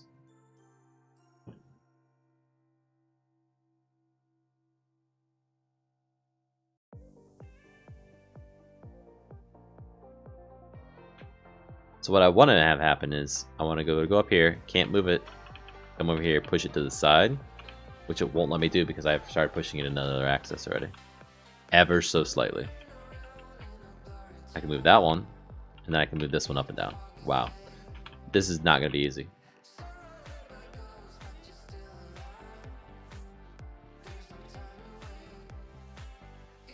I might need to do this completely and on collision enter.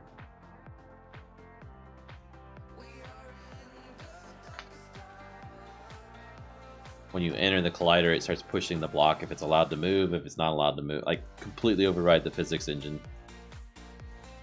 Get rid of the rigid body on it altogether.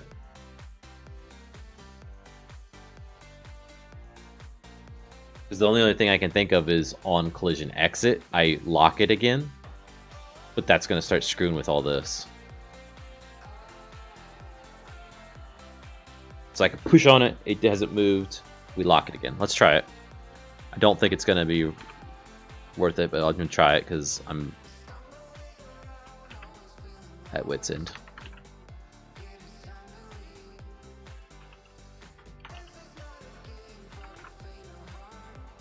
She blinking at me for Unity. Okay. On collision. Exit.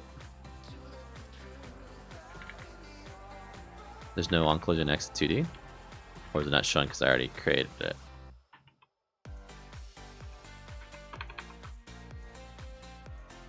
There is, okay.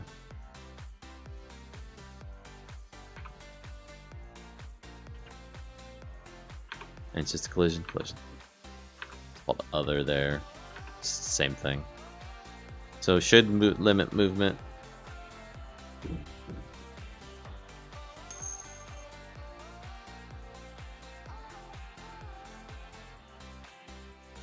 That's cool. And I think somehow there was some way you can say if it was intercepted on the child object, it doesn't call the parent one or something. Not sure how they would do that though. Something like that. It's very convenient for when you have a bunch of child game objects, each with their own colliders on them, to make a composite collider basically put together. Not actually a composite, but a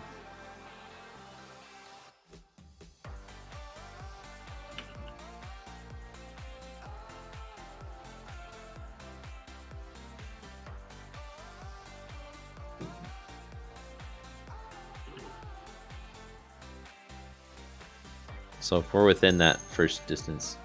So you can do this to get the name of the specific game object that your collider is in. Print, collision, other collider, game object name.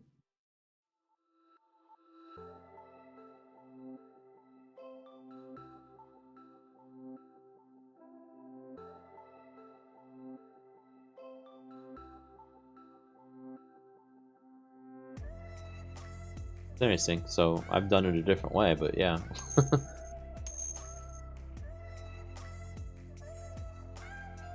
Oh, which collider it is. I get you. Because I've got collision game object, and so you've got collision other collider game object. And mine is the player in this case, even though this script is pushable block and is on the pushable block, not the player. But here, I said the specific collider, and maybe that's the difference. You're looking at the collider. Is there a collision other collider too?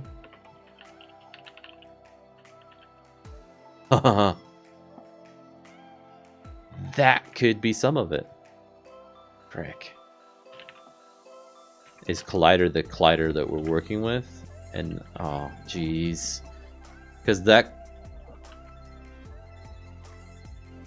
could have been unlocking it then with my triggers on my player. Okay, I still think this is needed though. So I'm gonna try this. Not putting a lot of thought into that one because I'm not sure it's gonna fix it.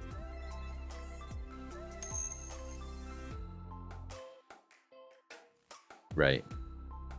Okay, so it should be locked. Let's get out of full screen. Let's do split screen with our scene. Like down here. And in the scene, we're going to look at the attributes on the pushable blocks. And that one's... one of them is unlocked, the bottom one is. So as my player moves away, it is still locked. Now, why? Did this not run?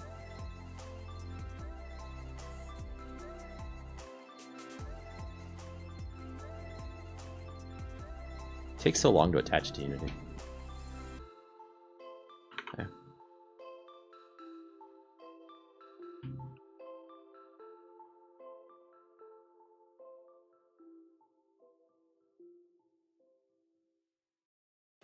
In this case, the other collider is the pushable block.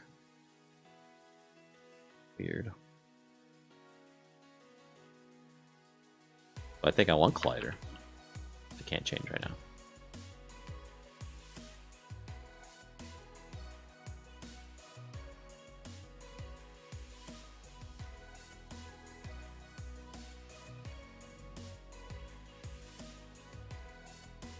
Why is their distance greater than 0.01?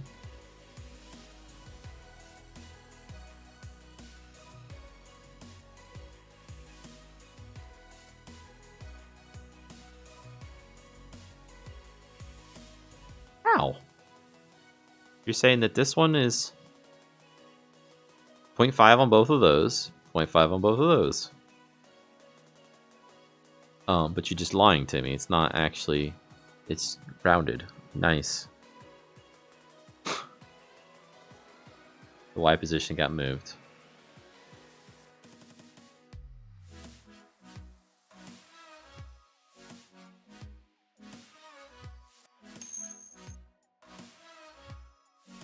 Well, so... Like, even though it's frozen, the thing moves. Ever so slightly.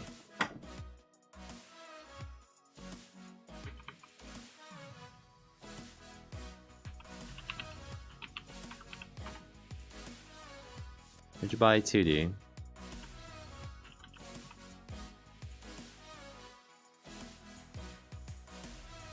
What's it called? Constraints, yeah.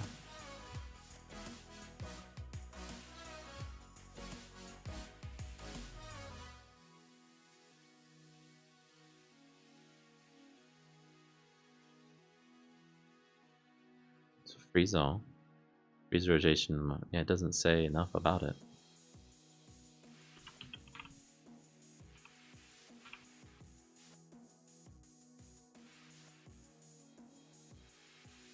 Rigid body. Oh, wait.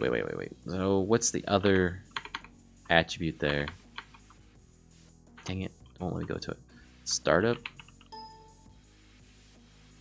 Sleep mode. The sleep state that the rigid body will initially be in. Sleeping is an optimization that is used to temporarily remove an object from physics simulation when it's at rest. This property chooses whether the rigid body should start off asleep, awake, or have sleeping turned off altogether.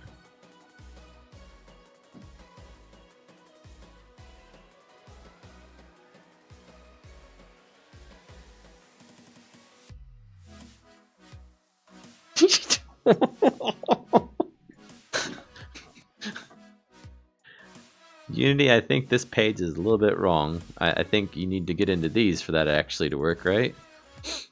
It's just an overview that's a brief placeholder that doesn't actually do doodly do.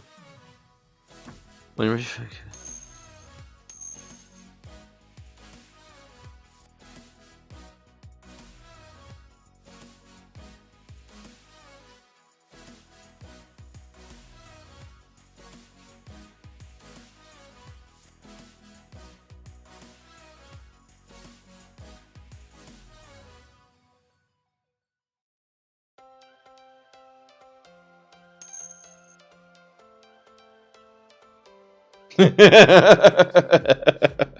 Exactly. Move stuffs and make you want to pull your hair out eventually.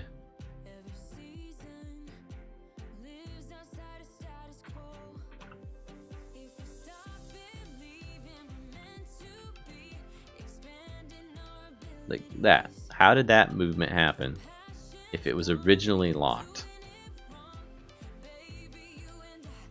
I'm not going to touch him this time. I'm just going to go up to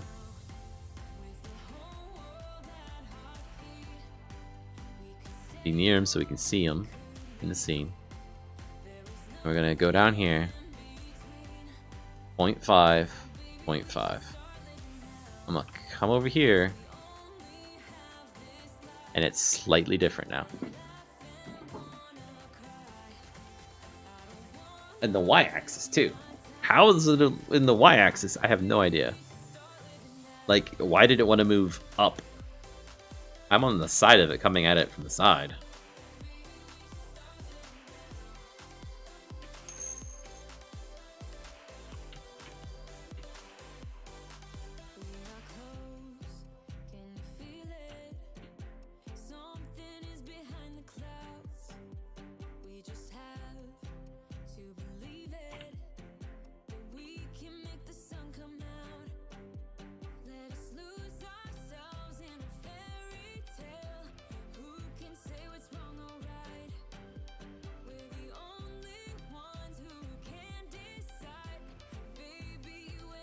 It's not a static rigid body.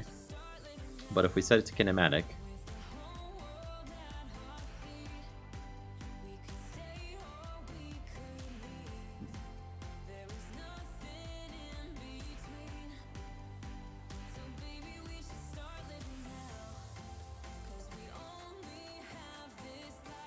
I've already got it set to continuous.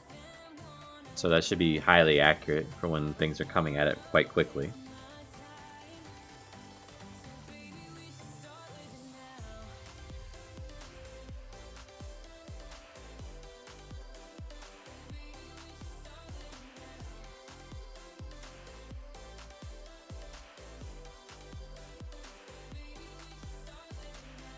Okay, can we watch the velocity on it?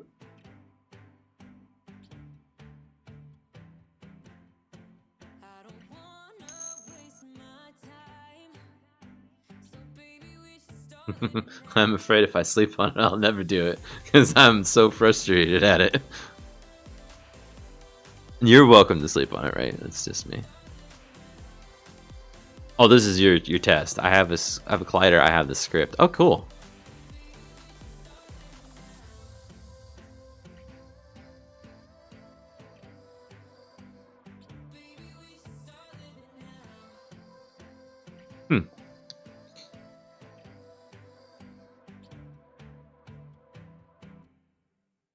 That's it wouldn't make sense, I guess. That's probably how they do the individual. No, those are child game objects though. So wait, that means I could. I'm off topic completely, but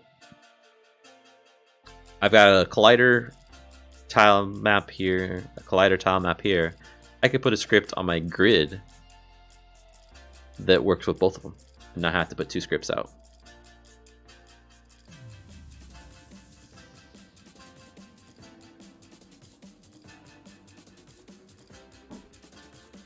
Gosh, this is frustrating me.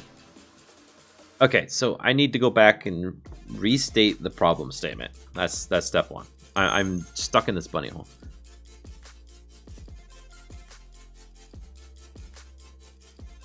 Right, and that's why I've gone over to doing a distance calculation and giving it a little bit of a margin of error.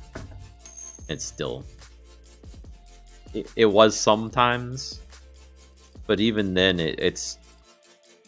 Basically, when I first collide it, it moves, even though it's frozen. That's the issue. And I don't get why. But what is it I'm trying to accomplish? I want to have two pushable objects. I don't want them to push each other.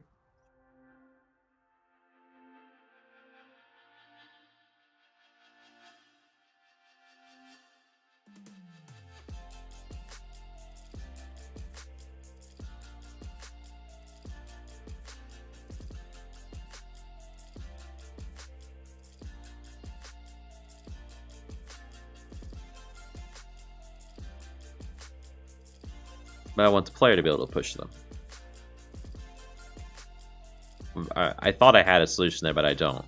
I was thinking if I set, a pushable layer and said pushable could not push pushable, that would work, but they would just pass through each other then. I want them to physically stop each other too.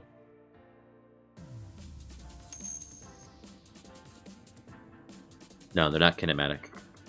They're dynamic right now. Both of them.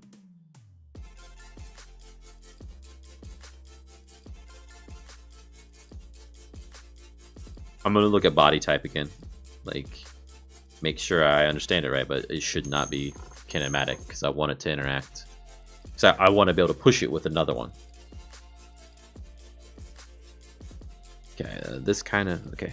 There are cases where you might want a game object to have a rigid body without having its motion controlled by the physics engine.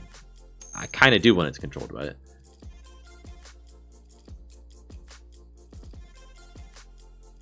it. True.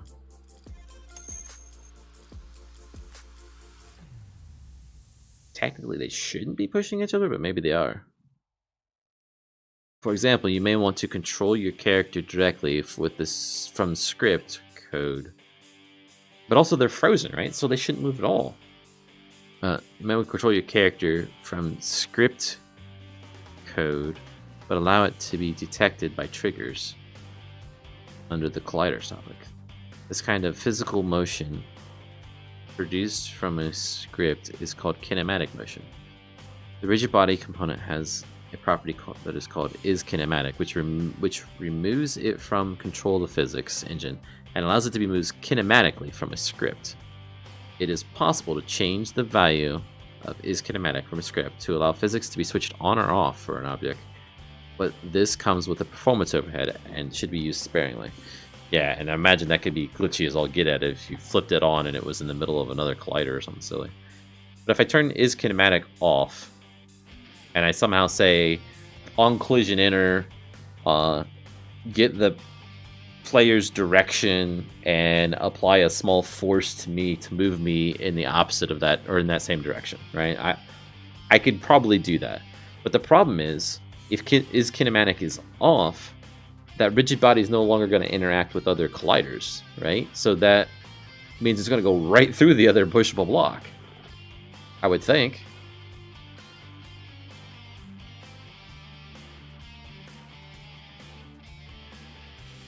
Let's do this. I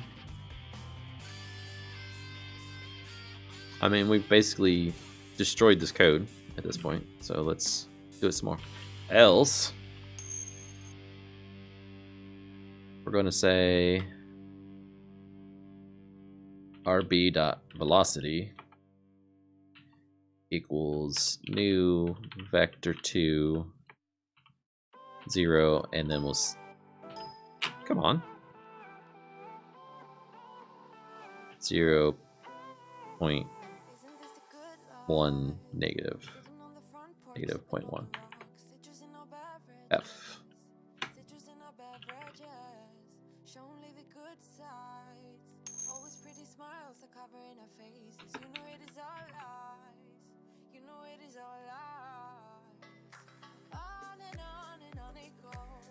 Right.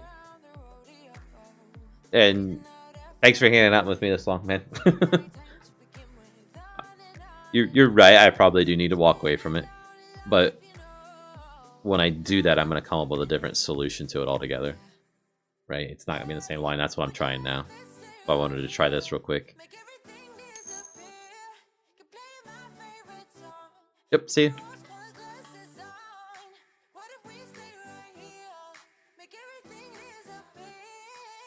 Okay, so that bottom one, we're going to turn this off, and it should start moving. And it is. It's the wrong direction, but it's moving. Okay. So we want to go positive then.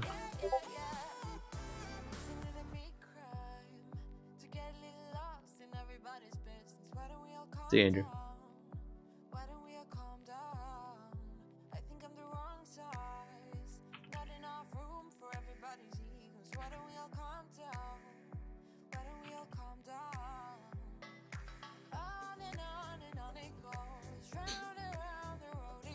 Okay, so set it to kinematic on both of them, I guess.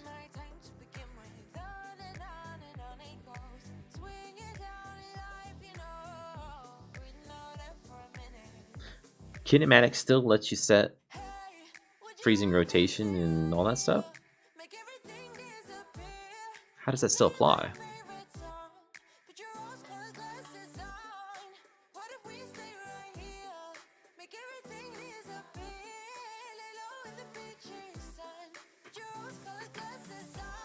Plasma.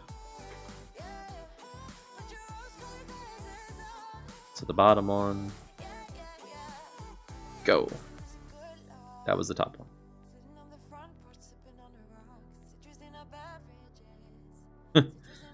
Awesome. Did the wrong one.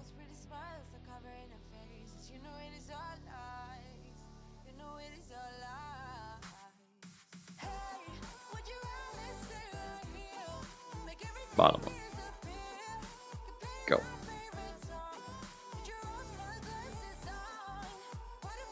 It's going right through the collider. It's ignoring physics. So that's not a solution either. Crap.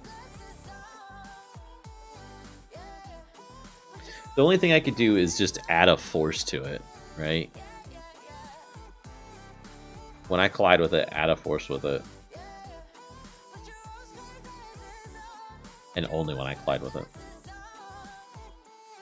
Because technically it's got a velocity right now, right? What if I say add force instead?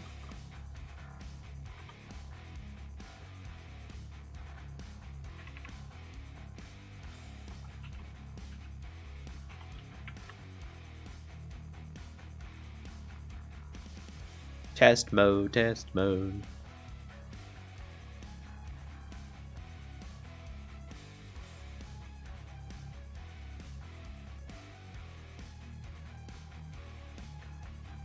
It's the bottom one.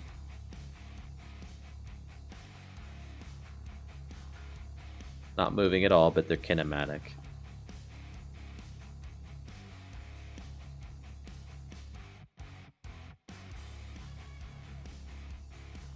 Okay, they're both dynamic, they're both locked.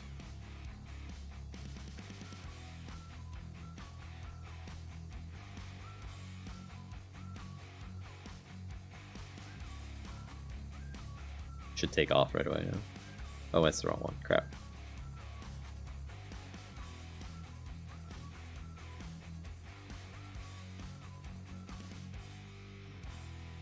Dynamic, dynamic.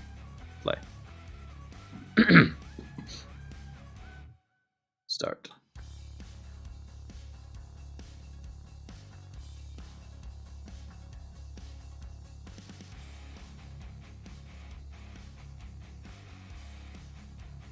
Nothing.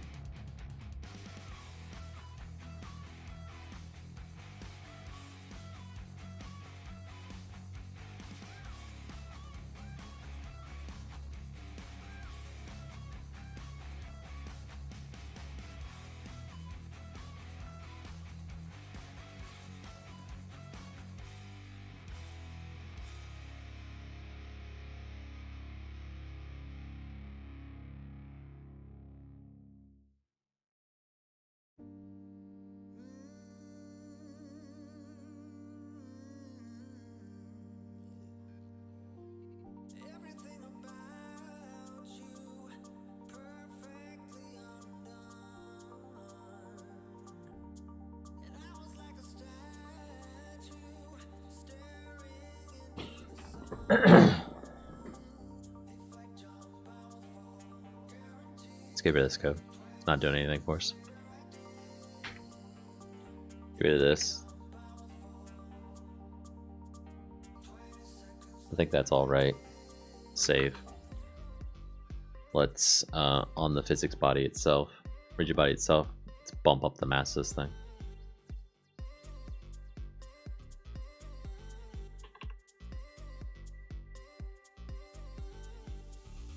Okay, so our mass is 100. Can we push it?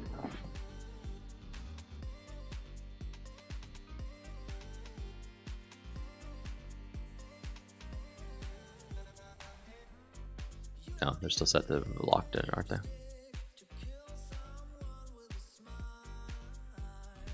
let's try this again. Also, please maximize now. I'm tired of being a little window. Not doing me any good.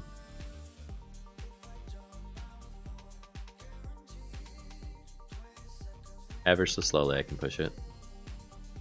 But I can still push them that way too. That's annoying. If I increase the drag, drag's already at 20.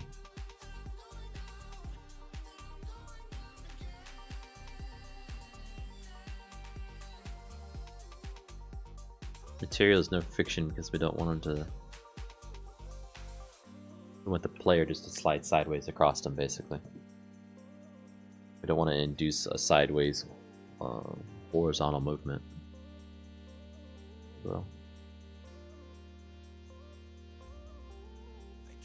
let's try 150 for the gravity, but he's going to push him so stinking slow, it's not going to be fun.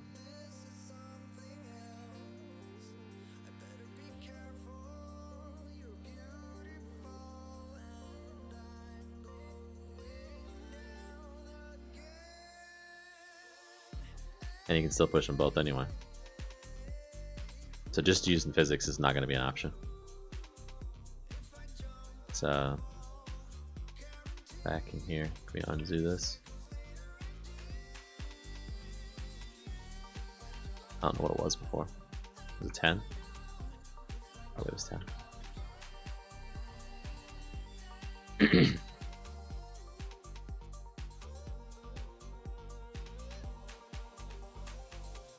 Yeah, it seems about right.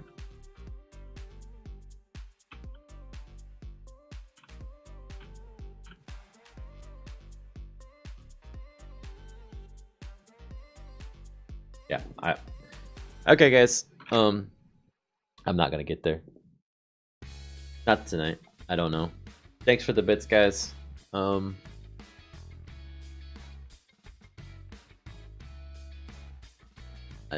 I don't know what our follower count is right now, or watch viewer count is. I don't know that it's worth rating. We'll try. Don't know if anybody's watching left. Let's go for Leland. Raid. I'll catch you guys later. I'm too tired. Need to figure out what's up with this thing.